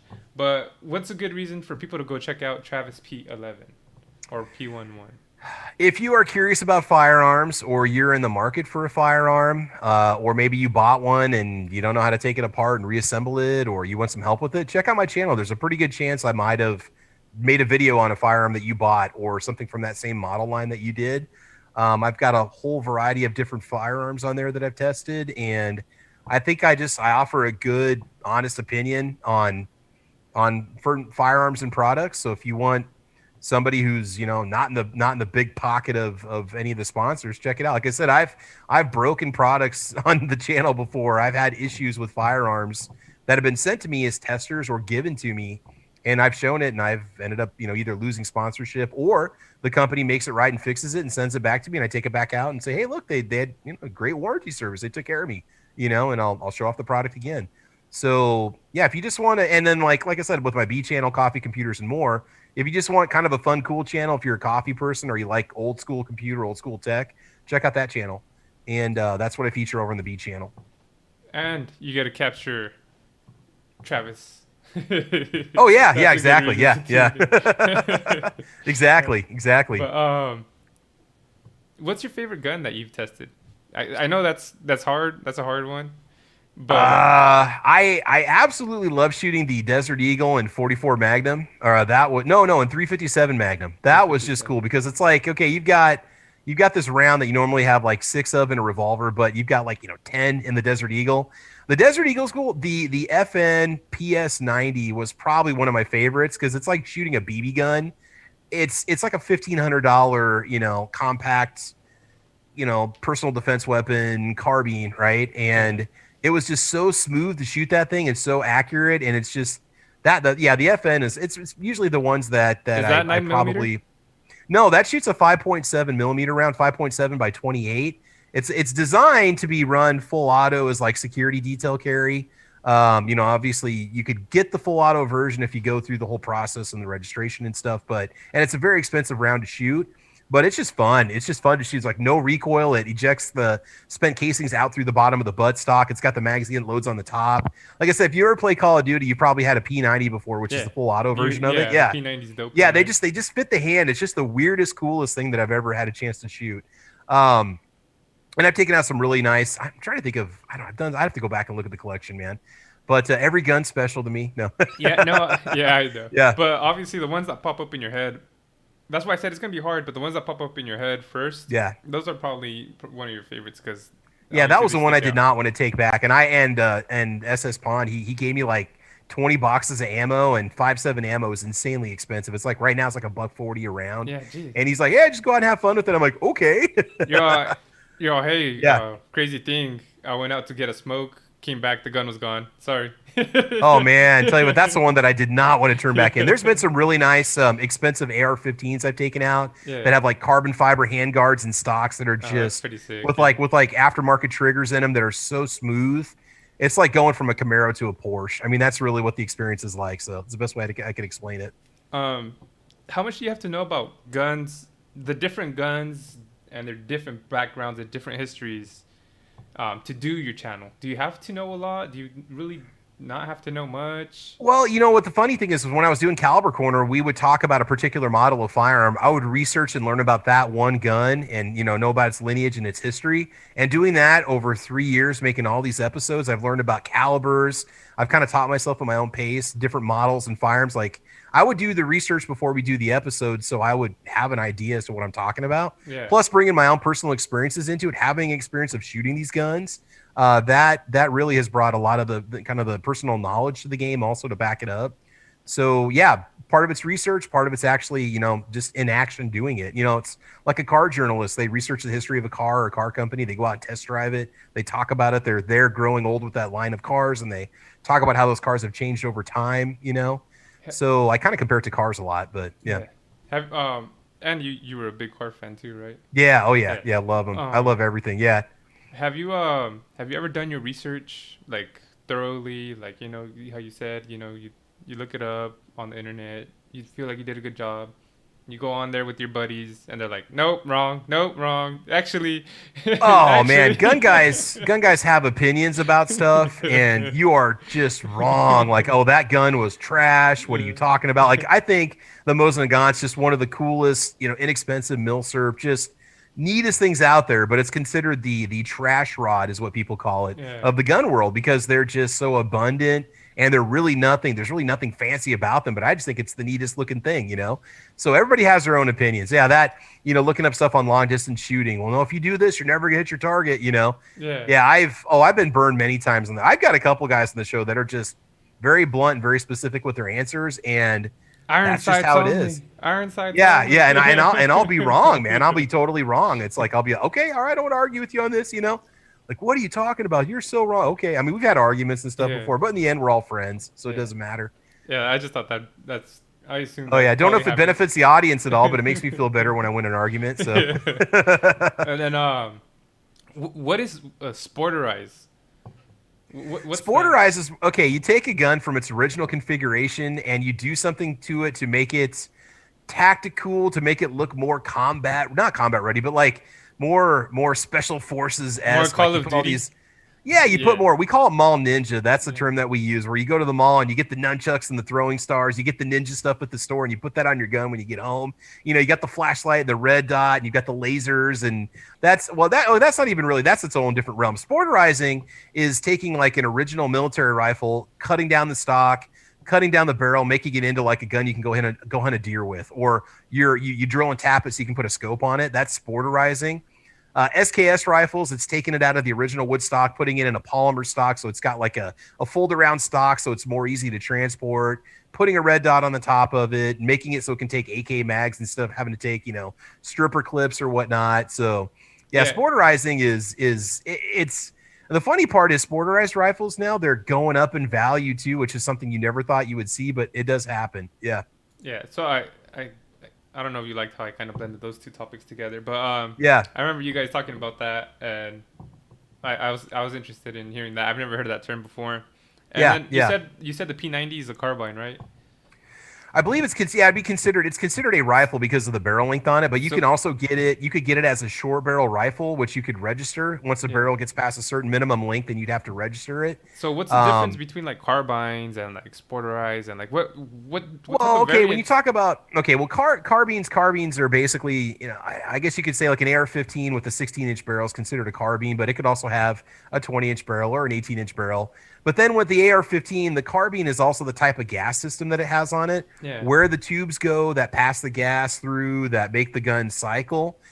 There's the carbine link gas system. There's a pistol link gas system, which you have on shorter barrel guns. There's a rifle link gas system, but typically carbines, if I'm not mistaken, is a semi-automatic rifle or just a rifle that has a 16-inch barrel.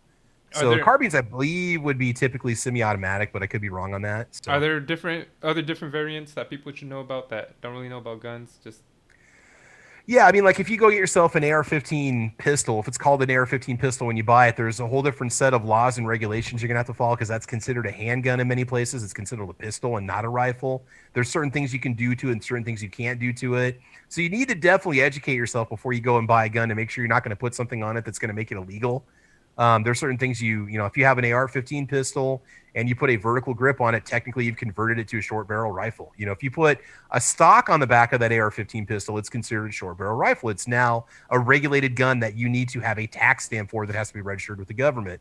It's really ridiculous because all it does is make the gun easier for you to use and safer and more stable, but that's not how it is in the eyes of the government. So you in the got to be government, it turns careful. you into a stealth killer, right? Like Oh yeah, it turns that's you the into a thing. felon. Yeah, it makes you a felon if you put that stock on there and that vertical foregrip. You've now made that gun into something that's even yeah. Let's not make it safer than it really should be. Yeah. Well, So they have yeah, these ideas in their head and they just run with it. I think is yeah. It's more. it's about control is what it. I mean, if they maybe at one point they thought they had good intentions, but no, it's usually what just turns into an inconvenience for the owner. Yeah, Okay. So, like I said, this is educational program. Sometimes it's an yeah. There you entertainment go. program. So I Yes, try to do a yes. little bit of both. Yeah, Um, yeah. No problem, man. I don't know if you've noticed or not, but what's this is another hard question. Not hard, but it's it's hard to answer because there's not no definite answer. You can't really just Okay. pick one. But what would your favorite gun in general be? Oh, I've done this. I've done a video on this before. If I could only have one gun, what would it be? Oh, easily the SR 1911. Okay, that was way easier It's than I just thought. But check the okay. video on that because the way it's so smooth to shoot. It's just enjoyable to take to the range. It's accurate. It's well built. I mean, I love shooting it. It's got some lineage to it, being a 1911. That I'd never get tired of that gun. I even said in the video, it's the one gun I want to be buried with. So You yeah, want to SR be buried with 1911 or is buried by? buried with. I'm married to it, but I want to be buried with it. So yeah, it's just an awesome 45. It's just fun to take out and just shoot. I love it. It's great. And then Yeah. I don't know if you ever get this one a lot, but what's your favorite caliber to shoot? 357 SIG because it kind of blends. You get a higher power round, you get a higher capacity with the gun versus a 357 Magnum revolver. 357 SIG is kind of like a slightly modified version of 357 Magnum, and it can be made to run through semi-automatic handguns. It's accurate, it's powerful, it's fun to shoot. I don't know, I'm really torn. Okay, so for semi-automatic, it's going to be 357 SIG. Okay, for a revolver, it's going to be 357 Magnum because that's just a nice all-around caliber that just kind of a does-it-all caliber. It's accurate, it's a laser beam, it's fast, it's powerful, it's not Wait, too punishing to shoot. there's laser beam ammo? Laser beam accuracy, like where you point it, man, that's where that bullet's going to go. It's amazing how when you get a gun that, yes, there is now. You can get ammo that, well, not laser beam, but it kind of glows as it goes down range, and it's not a tracer round either. So, yeah, you Okay. can get ammo that does that. No So, Star Wars yeah. stuff? No Star Wars. What's that? No Star Wars guns yet? No, not yet. Space Well, Force, that we Space know Force will of, make that that we happen. know So of. Or once Elon, we get Space Force going, blasters are gonna be the thing. So or Elon Musk, he might. He might. yeah, he'll come out with the next. He'll have like a phaser. Will be the next thing we move into. So yeah. um, have you had any accidents happen while you've tested out your gun? I've had guns fail, but I've never had anything blow up on me. I've been hit with chunks shooting steel targets. I've had chunks of shrapnel fly back at me and nick me or hit me a couple times, but I've never had a bullet incident. No, I've That's never good. had a gun blow up. No Never had what's bullets called a inside you. squib load. No, never. No, no. Never had a misfire. Never had a negligent discharge. No, I'm very careful with the firearms when I'm at the range. Also very careful of the people around me too, when usually there isn't anybody. But the range that I do belong to, people are very conscious of those around them. They're not screwing around for the most part, and it's always been a positive experience. Gun owners are some of the nicest, warmest people you'll ever get to meet. You'd be surprised. Like if you go to the range and they're shooting next to you, they're like, "Hey, you want to shoot my gun? You want to try?" You'd be surprised, man.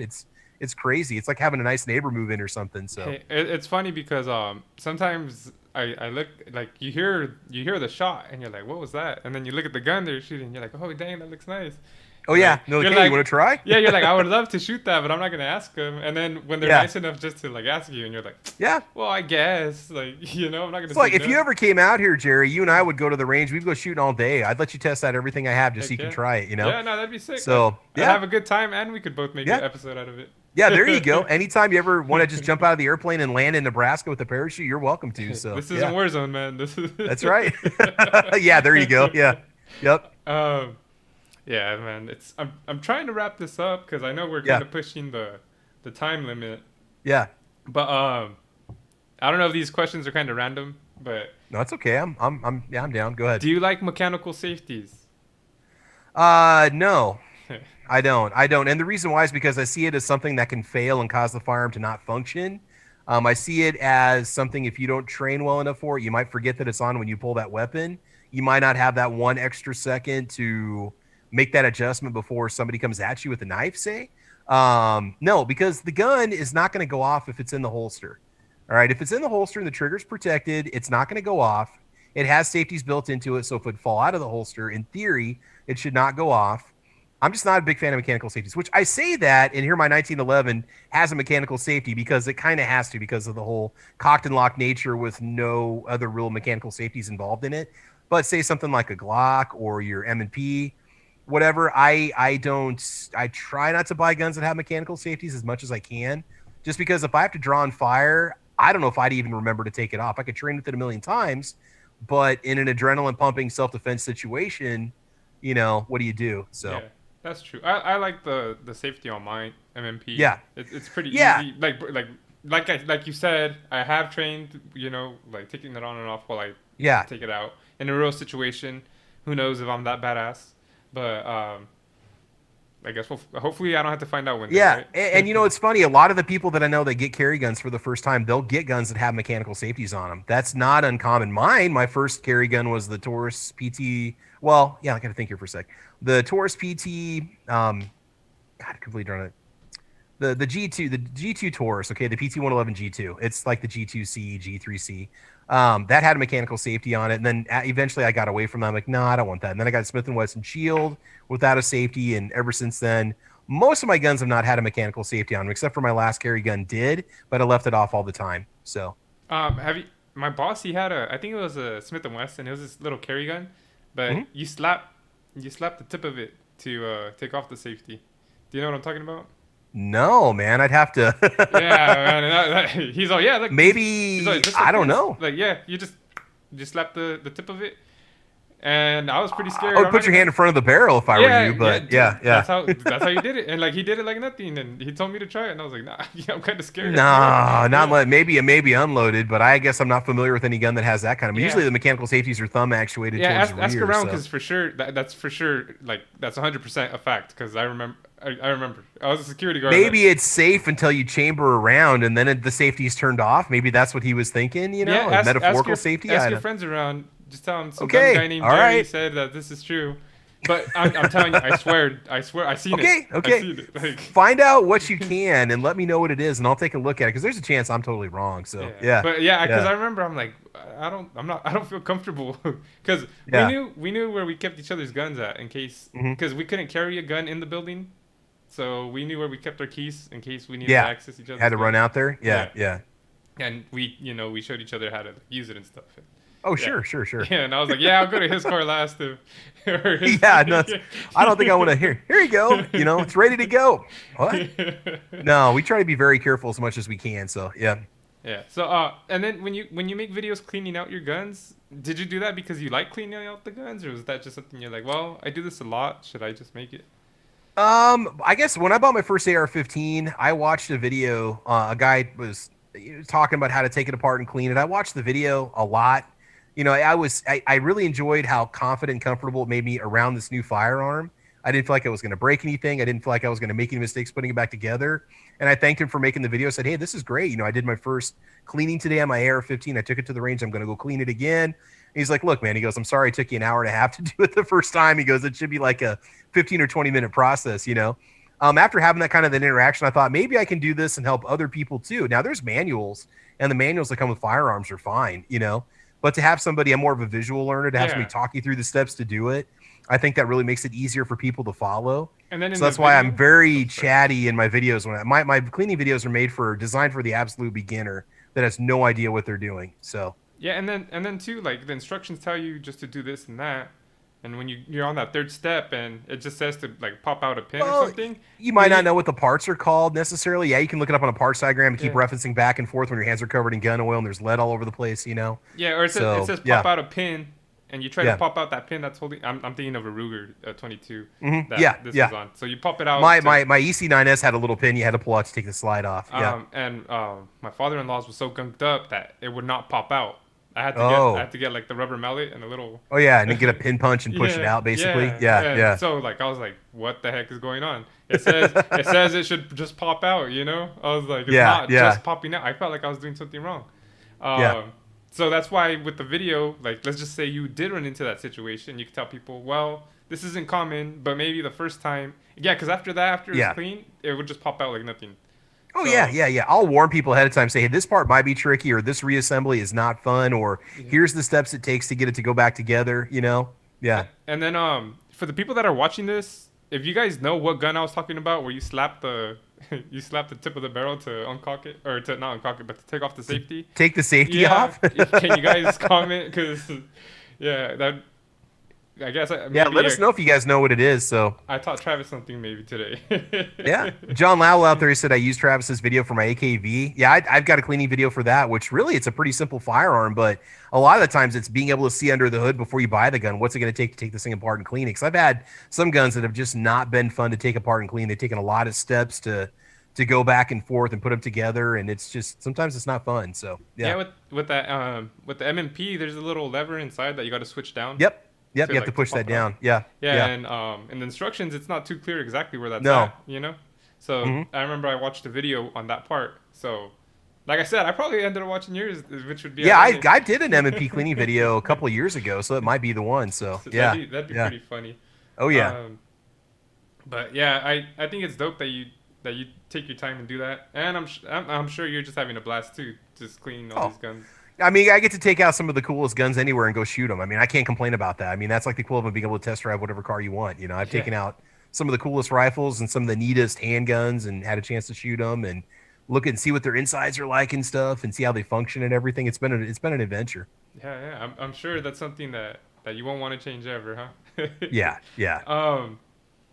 And I heard you talking about Parlor on your last episode, I believe.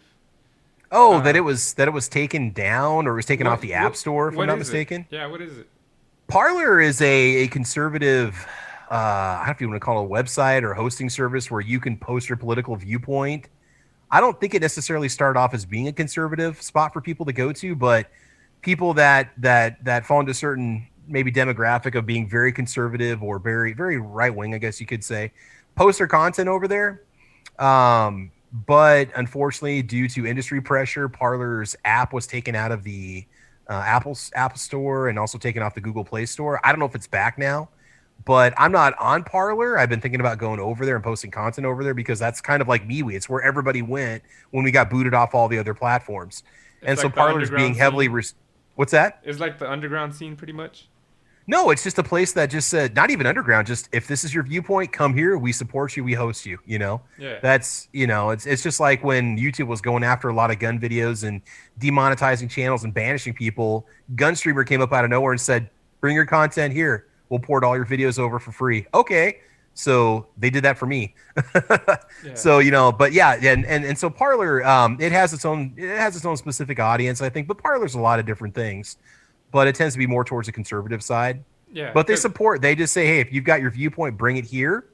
It's welcome here. Yeah, because I never really heard about it Yeah. until they said it was banned, and then I think it's only, I want to say it's only been around since maybe 2018. I could be wrong. I was looking up the history of it because I was kind of curious about how it's funded and its yeah. structure and everything.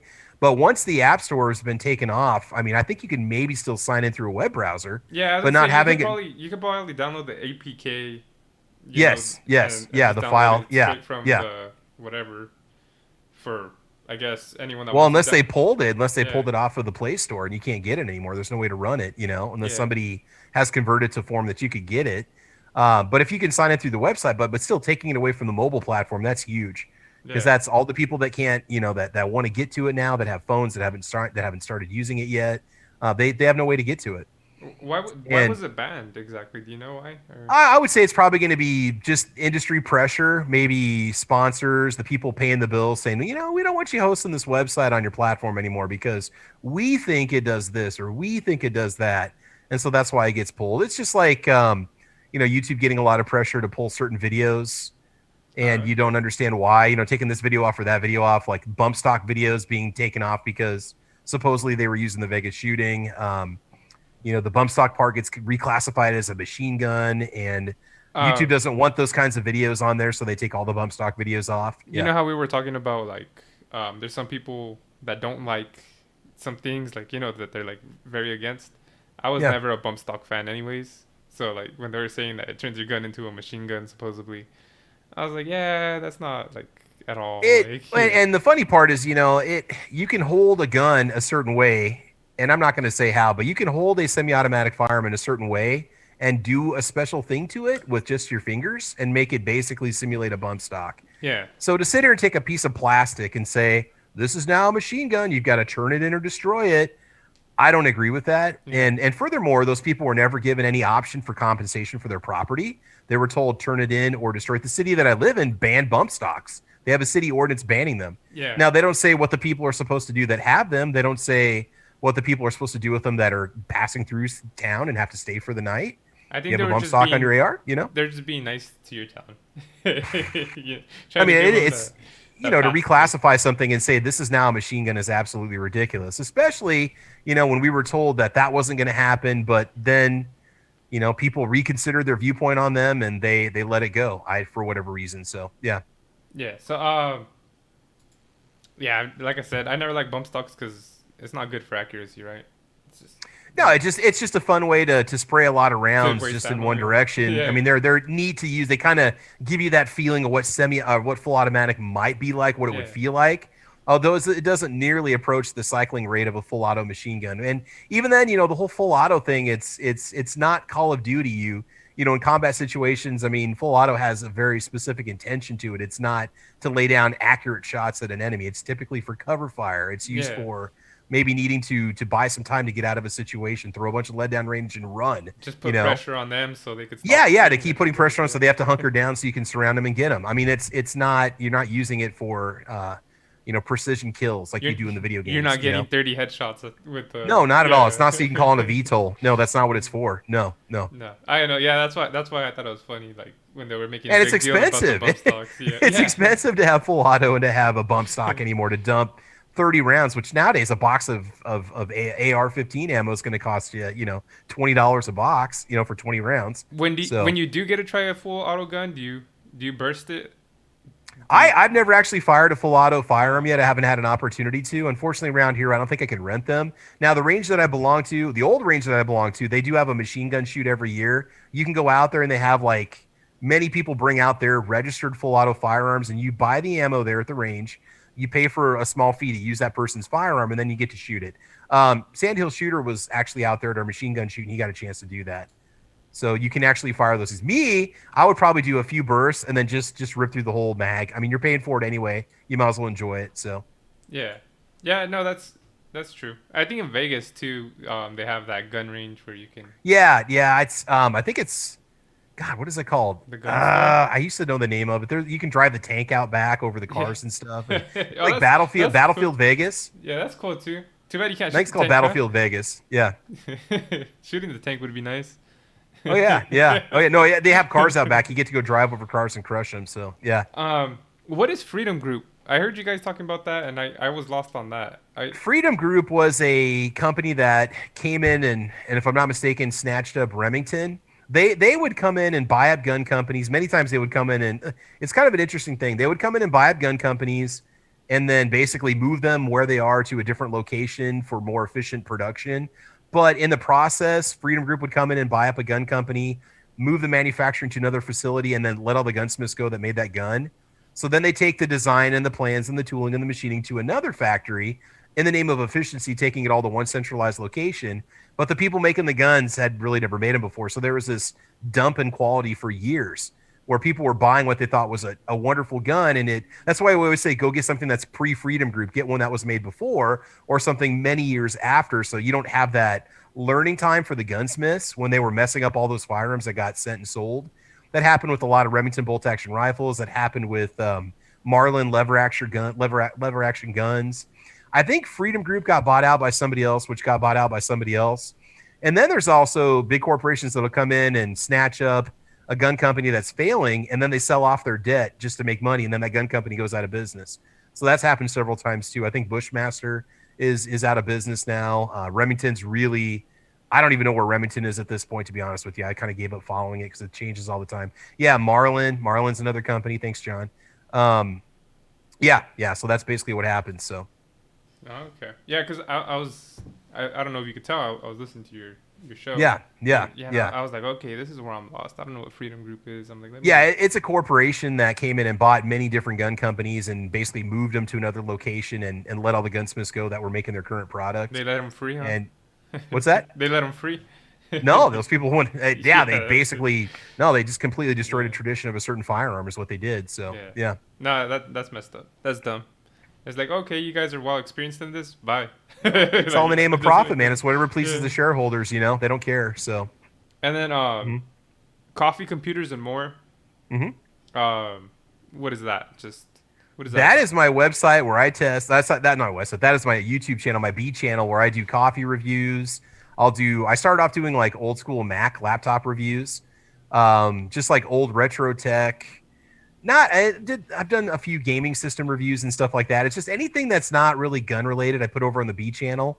And that's mainly because the audience that enjoys my firearm content, they might not enjoy watching my Nespresso maker and watch me sip espresso and explain how delicious it is or test a certain kind of food. Like I've done like food reviews on that channel also. So yeah, coffee, computers, and more is my B channel where I put all that fun stuff that doesn't go on my primary channel. It's not really gun related at all. It's an enjoyment. So how did you decide to branch off to that? Were you just like, well, I make videos? I had a B channel where I actually made instructional videos for educators. And then I had that channel around and I thought, let's do a couple laptop reviews. And then they got popular. Okay, let's do some old school technology reviews of some products. And those got popular. Let's do a couple instructional videos and those got popular. All right, let's do some coffee reviews. Why not? Coffee and computers go together, right? I mean, you got to have coffee when you're working with computers, And so that's just kind of how that channel developed into what it is. Yeah. So, yeah. No, that's interesting. I wonder how much of your buddies watching this are like, huh, all right, this guy's a coffee guy. A lot of them know I got that B channel because I posted over on Patreon. I'm like, hey, more B channel goodness. What they don't understand is that a lot of those videos, like I film them in the morning when I get up to make that cup of coffee. It's like, let's do a coffee review. It's not like I'm not doing it instead of range videos. Sometimes I'll do it when the weather's bad because here in Nebraska, you can have weeks and weeks where you can't get out to the range because it's freezing temperatures and snowing. And I've filmed in all different conditions. I mean, I filmed just like post blizzard conditions. I filmed in ice and sleet, rain. There's videos where I was filming out of the back of my Jeep and it was downpouring rain and I was filming out of the back to keep my cameras dry. Yeah. So, yeah. I hate it when you're out there and your hands are like frozen and you're. Oh, yeah. No, I've had that. Yeah, because so many times it's hard to fire with gloves, Yeah. So I would actually, in a lot of my videos, my Jeep would just be running in the background the whole time so I can just get in it and go when I'm done shooting and filming because it would just be awful. Or there'd be a storm coming in. Or when you live in Nebraska, you can basically tell what the weather's going to do, especially in the central part of the state. You can see the crud that's coming your way. You just get used to it. Like you could read the clouds, right? Yeah. And so I could always tell if I'd have a couple hours to go out to the range or not before the hail would come in. So. And that's with all due respect to the people that served in the military. I'm sure they're like, look at this guy complaining. Like we have. Oh yeah, no, I'm not. No. No, I know. I'm just saying that I understand. Like it's insane that you guys have to live through that. Or they had to go through crazy situations like that. Oh And yeah, yeah. It's so yeah, I like I said, I can't even hang and just when it's just a couple hours.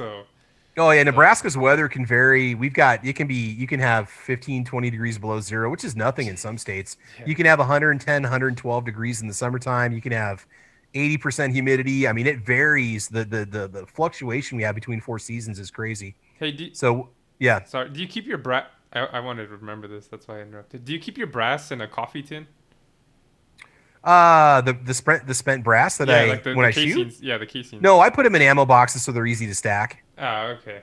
I should be using coffee cans. It's probably cheaper. Yeah. No, most of the coffee I get comes in bags, unfortunately. So no, I Oh, use okay. ammo boxes to stack, and I divide it by caliber and have tubs full of I, brass. I thought So you were just gonna mix your two worlds together, you know? no, yeah, just sit there and shake the coffee can full of brass on the B channel. No, I put it all in ammo boxes, so it's easier to sort. Okay. I'm sorry about cutting you off, man. It's just I was Oh like, no, don't this is worry an about it. idea I Yeah, don't want to yeah, forget. yeah. Oh yeah, And yeah. It might make it smell better. So yeah. how did you become a coffee enthusiast or aficionado Oh man, or this is good. My grandmother got a Keurig maker about 10 years ago, a Keurig K-Cup maker, and I was kind of switching. I was drinking a lot of Code Red Mountain Dew and Red Bull and energy drinks in the mornings. And then there was this Christmas, my grandma got a Keurig maker for Christmas. We were staying with my grandparents, and we started making coffee that weekend, all these different coffees that came with it. And like the flavor and the taste and the caffeine, I was just addicted to it. I really wasn't even a coffee drinker before then. I didn't start drinking coffee till I was in my early 30s. And the different flavors, the varieties. And I've noticed as I've gotten older, I like flavors that are spicier and bitter, more bitter, like dark chocolate, strong dark roasted coffee, tobacco, that kind of thing. Those are the flavors that appeal to me more now than sweet flavors and fruity flavors. So when you start to get into coffee, you get into all these different roasts and all these different brands and varieties. And that's that to me, it's always like a flavor exploration, man. What is this coffee going to taste like? What's a caffeine kick going to feel like when it kicks in? So I mean, I will drink a cup of Folgers. I'll drink a cup of gas station coffee, or I'll drink something that's $25 a pound. It doesn't matter. I don't yeah. really care. Yeah. He's not stingy, guys. He's a No. I he, just did a review. I don't know if you saw my most recent review. I did one for Nescafe House Blend, and that's a yeah. dollar a box, 16.7 cents per packet. Yeah. And Of and I course thought that it was did. pretty good, actually. I Yeah. thought I'd take it over nothing, to be honest with you. In fact, I have a couple packets of that in my bag for school. So Have yeah, you ever had McDonald's coffee? I absolutely love it. McCafe is Dude, fantastic. it's every time I've had it, it tastes burnt. Like it tastes nasty, Oh, dude. I wonder if they let it sit for a long time, or maybe they don't Maybe, ever clean out the carafes and stuff. maybe every To time I've me, had it's it, it's it doesn't taste like it anything. tastes ashy or burned. It shouldn't be like that. It's got kind of a tangy roast flavor to it, but it should not be. Either it sits out or they've over maybe the water to coffee. Well, they pre-measure it, so it shouldn't be an issue. It's in packets. Yeah, there you go. Today maybe and try, on. maybe try, maybe try, go get a package of McCafe at the grocery store and brew it at home and see if you notice any difference. So today in honor of Travis, normally I drink vodka and an energy drink while I'm on here. Yeah. Uh, I switched it up. I put coffee and Kahlua. So Yeah, there you go. for, You're for watching Raiders, man. That was the team I watched. We watched a lot of football teams growing up. Raiders was up there. Steelers, the uh, Chiefs. uh, Yeah, yeah. yeah. All right, we're gonna end this soon. Oh man. Yeah, you have to go and name those. Well, my dad just put on whatever games were on, but Yeah. my dad has always been a Raiders fan. Nah, but Yeah. those teams were pretty good too We're back. talking back in the 80s, Yeah, that's what I was yeah, saying. 80s, early 90s, I figured. before the Patriots' dominance and all that Yeah, stuff. Yeah. but their defense were insane on all those teams too. So, Yeah. Dude, Bo um, Jackson was like a childhood hero of mine. oh So, yeah, yeah. he was a cheat Yeah. code. Oh, um, man. is there a coffee you won't touch? Decaf. Decaf. Decaf is for quitters and people with heart conditions. If you offer me decaf in order not offend you, I will drink it. But it's bitter and it does nothing for me. It feels hollow. It's a waste of time. You'll just throw it over your It's shoulder. Yeah, I mean, I know I will drink it. I won't turn down a cup of decaf if somebody gives it to me. If that's what grandma's making, that's fine. But that's it. What's the point? Maybe somebody wants something warm to wake them up a little bit. But yeah, no, there really isn't a brand. Hell, The old Burger King coffee used to be really nasty, and then they switched over to the BK Joe coffee, and that was better. The old BK coffee used to be like a concentrate they mixed with hot water. It was horrible. It was just like broth, like there was nothing to yeah. it. It was just thin. So I like something that's got some taste to it, that's got some flavor, that's got some smokiness going on. Hey, do you like pozole? Oh, absolutely, man. Dude, Okay. menudo pozole, I'm down, Well, bro. it's Heck because you yeah. said broth, and I remember one of my coworkers. Yeah. Yeah. She was white, so Oh, yeah. but this surprised me. I told her like, oh, I had some pozole yesterday. It was pretty good, and she's like, Well, I'll what's let you in on a little and secret, Jerry. I actually am a Spanish teacher, and I just moved from a community that's primarily Hispanic. okay. So, yeah, if there's a tamal or if there's a chile, I've probably tried it. So, Okay. yeah, Well, yeah, I yeah. told her I was like, hey, I had some pozole. She's like, what's that? And I was like, I've never heard of that in my life. I was like, There you go. and There like you go. I was like, how do I describe this to her? And I was Hey, like, tell her you're gonna make huaraches for you. When she looks it up, she's gonna see nothing but sandals. You yeah. know? Yeah, yeah. It's funny how many people have no idea what a torta is. You know? Yeah, But the way that I described it was broth and hominy. Yeah. yeah. That's pretty much it. Yeah, Yeah, but yeah. I was like, Dude, what? that's all you need. That's the wintertime. That's the bomb, man. Yeah, no, That's how's all you that? need. Yeah. Hold on. The chat is actually pretty active on this coffee talk, which is surprising me. Oh, when you get gun guys going on food or their Yeah. cats, I mean, they're gonna go for hours. So yeah, yeah. So, John Lau is saying that good coffee comes in bags and whole beans. Oh New yeah. York or NY Outcast says he's got used brass in coffee cans. He needs to sell that. Brass is all reloading components are definitely in high demand right now. So John yeah. Lau says he uses 5 gallon buckets. hmm M. There's a lot of Gabriel. guys that keep all their brass, or they'll, and at the range you go pick up brass that nobody else wants. I mean, it's amazing how many people don't pick up their brass. Yeah. It's yeah, yeah, I just do it just to not litter, yeah. and then I give it to my friend who loads all his stuff. Oh yeah, yeah, yeah. I mean, at our range they have a bucket you can put it in if you want somebody to recycle it or pick it up, or you leave it and other people come get it. So Yeah. yeah. And then shout out to M. Gabriel. He said hey. And then John Lau says Subway coffee was also is Well, awesome. Subway switched over to Seattle's Best. I think when they switched over, it was better at that point. They went to Seattle's Best brand coffee. And before, so, I mean, I thought it was pretty good like in the last couple of years, but I haven't had it for probably 2 years now. So, yeah. And then I guess what's your favorite type of coffee? I like something that's going to be tangy. There's a couple. I like a lot of the Guatemalan roasts are really good. They're really tangy on the back end, but then I also like, um, oh, I'm trying to think here. Starbucks has one called Komodo that's really good. A lot of the Thailand area coffees are really good because they're real acidic, but they're dark and they're really strong. I really enjoy those the most.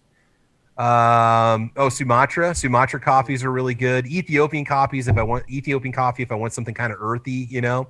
But typically a dark roast is going to be one of my favorite. From like the Asia region is usually what I tend to drink. So if I want something kind of potent, yeah. Do you normally get to talk about coffee a lot? Do I normally? Yeah, Oh, I mean, I'm totally a coffee nut, man. I do it on my B channel all the time. So yeah. yeah, But I with do. other people.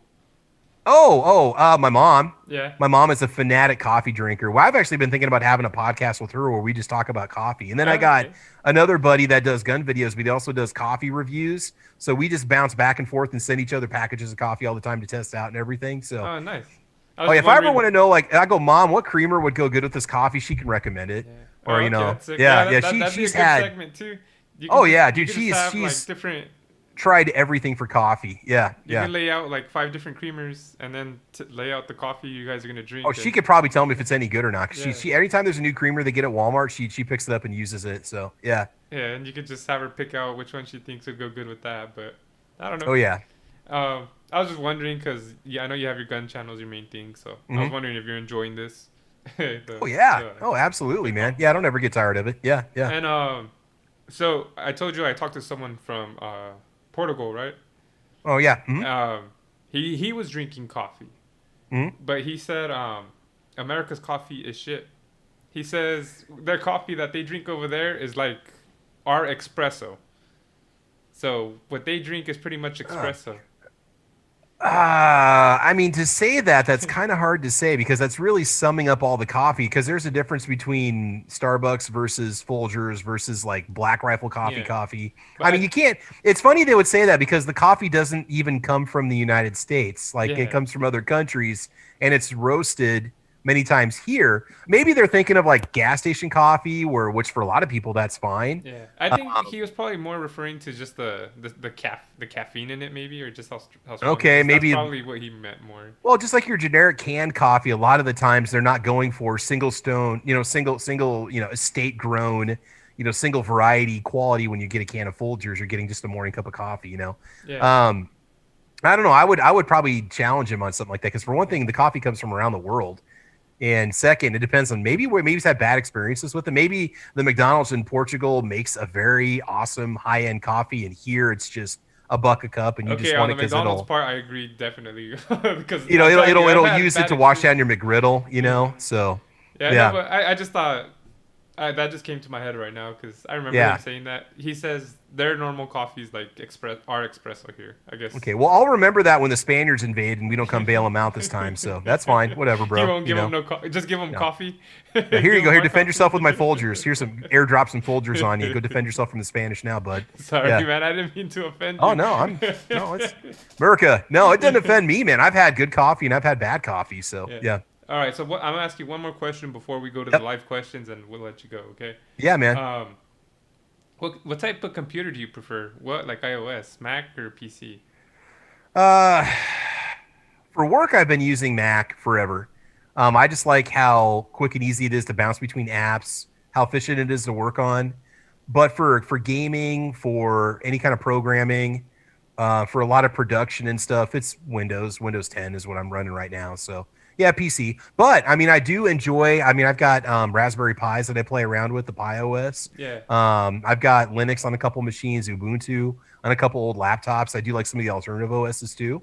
I Yeah. think those are a lot of fun to play around with. The fact they're free, you could take an old machine and breathe new life into it, so you can keep using it. I think that's really slick. You know. Do you know about Um, IPTVs?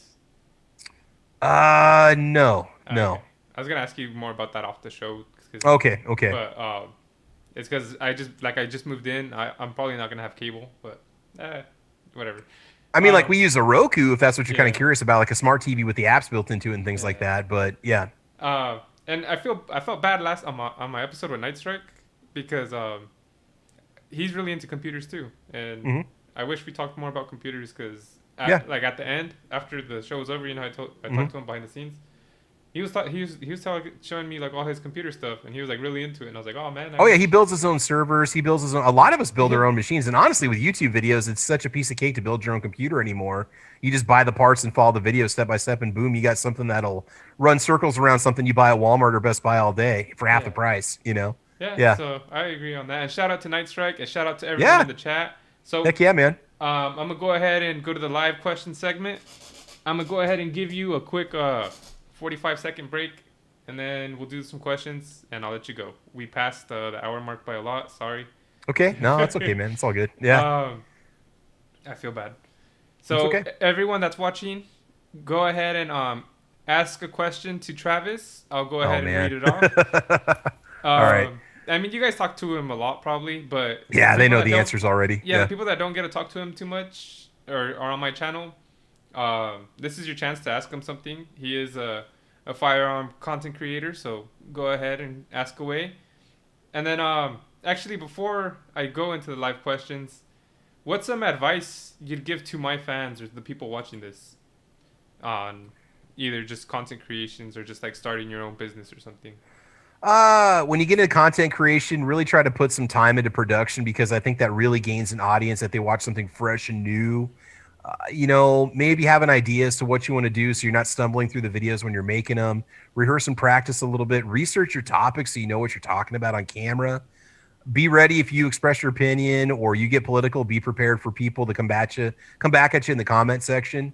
I've had comments that have just been absolutely horrible, but you just get a thick skin about it as time goes on for YouTube. Don't get frustrated if there's a lot of negative comments coming your way. Just keep making your content. Eventually, your audience will find you, and you will, become, you'll become friends with these people, and they'll grow with your channel and move on. And yeah, just kind of stick with it, man. Just keep making content and don't do what you want to do. Do what you enjoy. Yeah. I mean, I did a video review of a breakfast sandwich because it was fun, Yeah, not because I yeah, thought I was going to get any views on it. I did, hey, let's talk about this breakfast sandwich. How does it compare to McDonald's? Do what you want to do. Just do what you enjoy yeah. most. Just have fun, right? Hey, man, life's too short to be unhappy. All right. That's all I got to say. So, Okay. So quick yeah. 45-second break. Here we go. And people ask your questions away. 1, 2, 2, 2, 2. Public service announcement for people out there listening to this funky ass boom bap album. Check it out.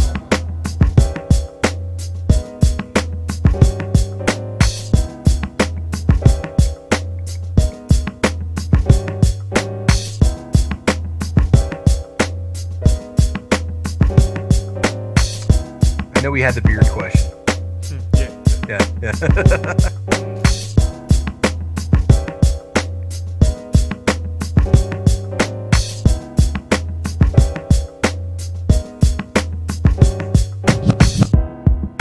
See if you put anything in there. Alright, here we go. Alright, guys, so let's see what I can find. Everyone's just talking to each other, which I don't mind. That's good. But, so one of the questions was, why did you shave your beard?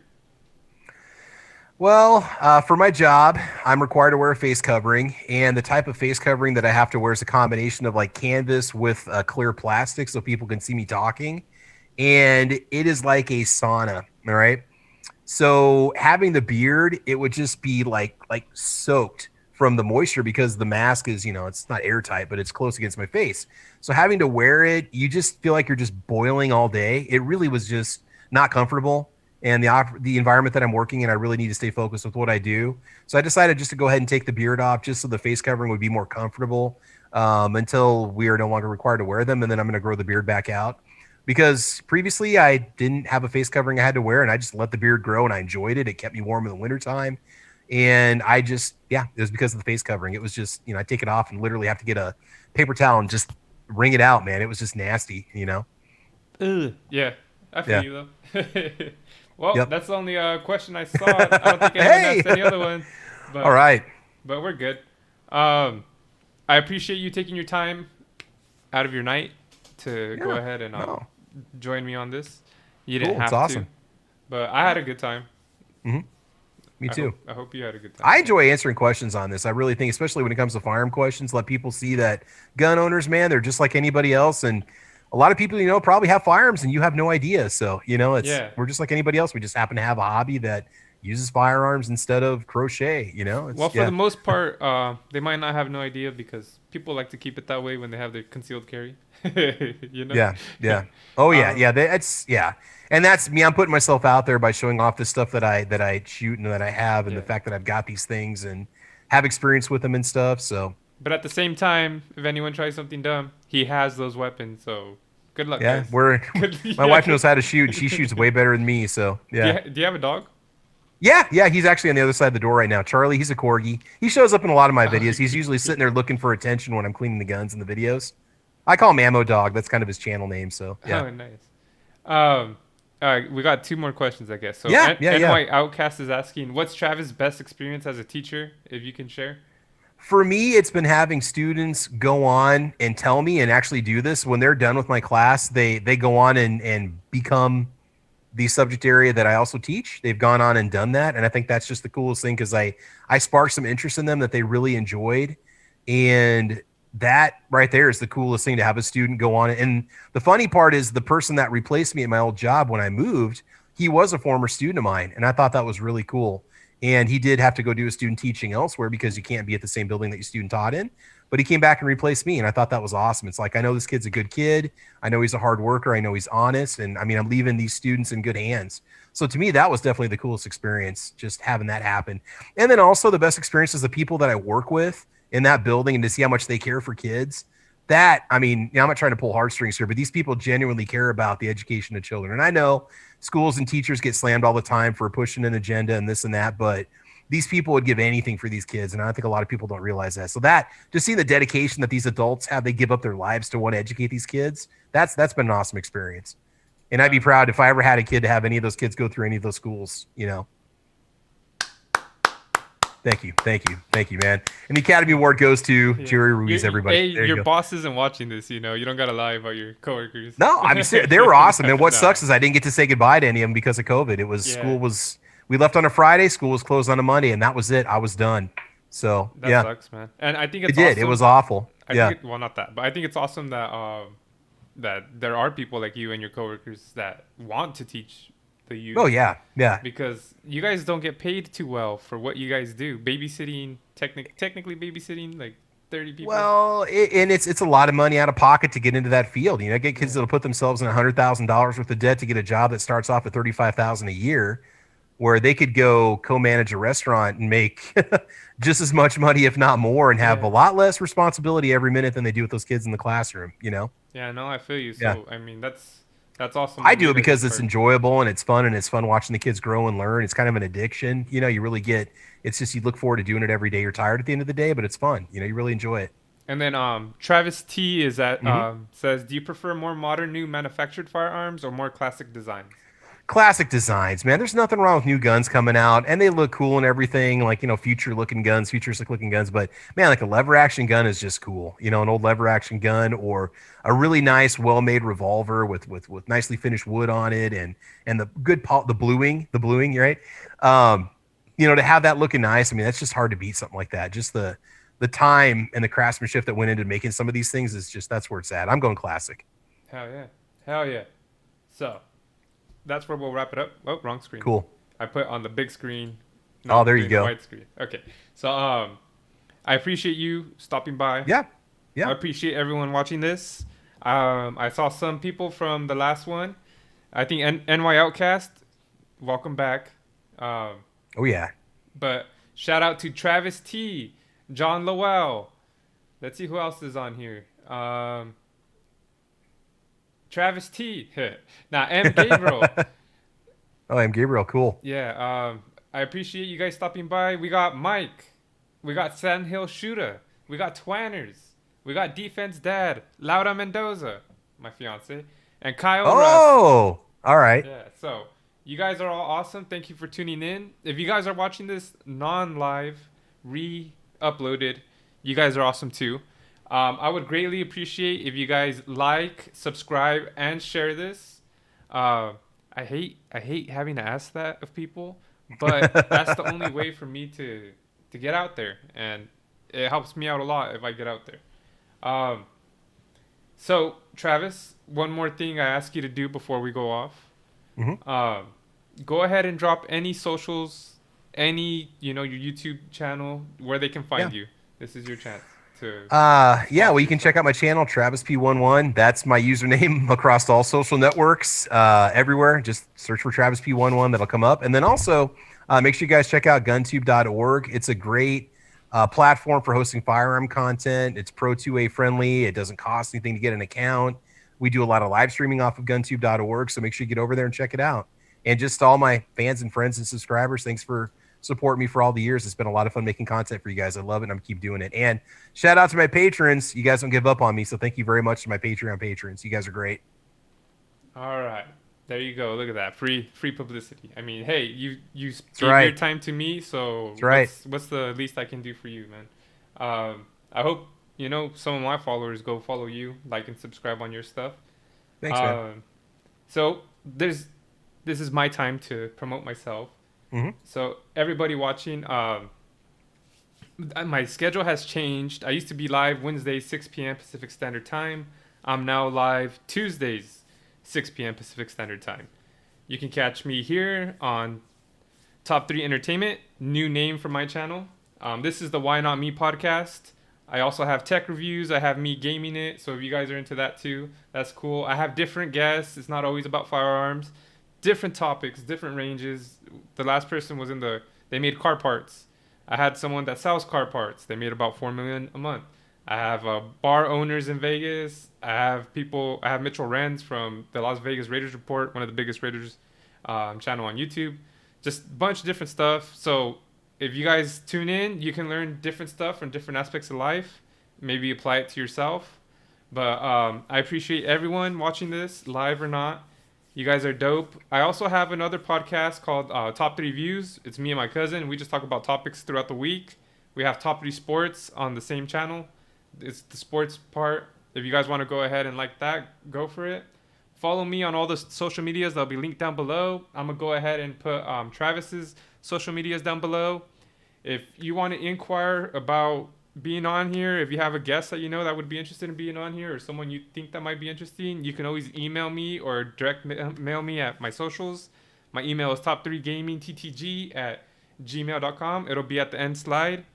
But that's all I have to say for now. Travis, you're a real one. I'm going to hold you for one more minute as we get out of here, all right? Cool, no problem, man. Thank you. All right. Have a good night, everybody. Thanks for watching, guys.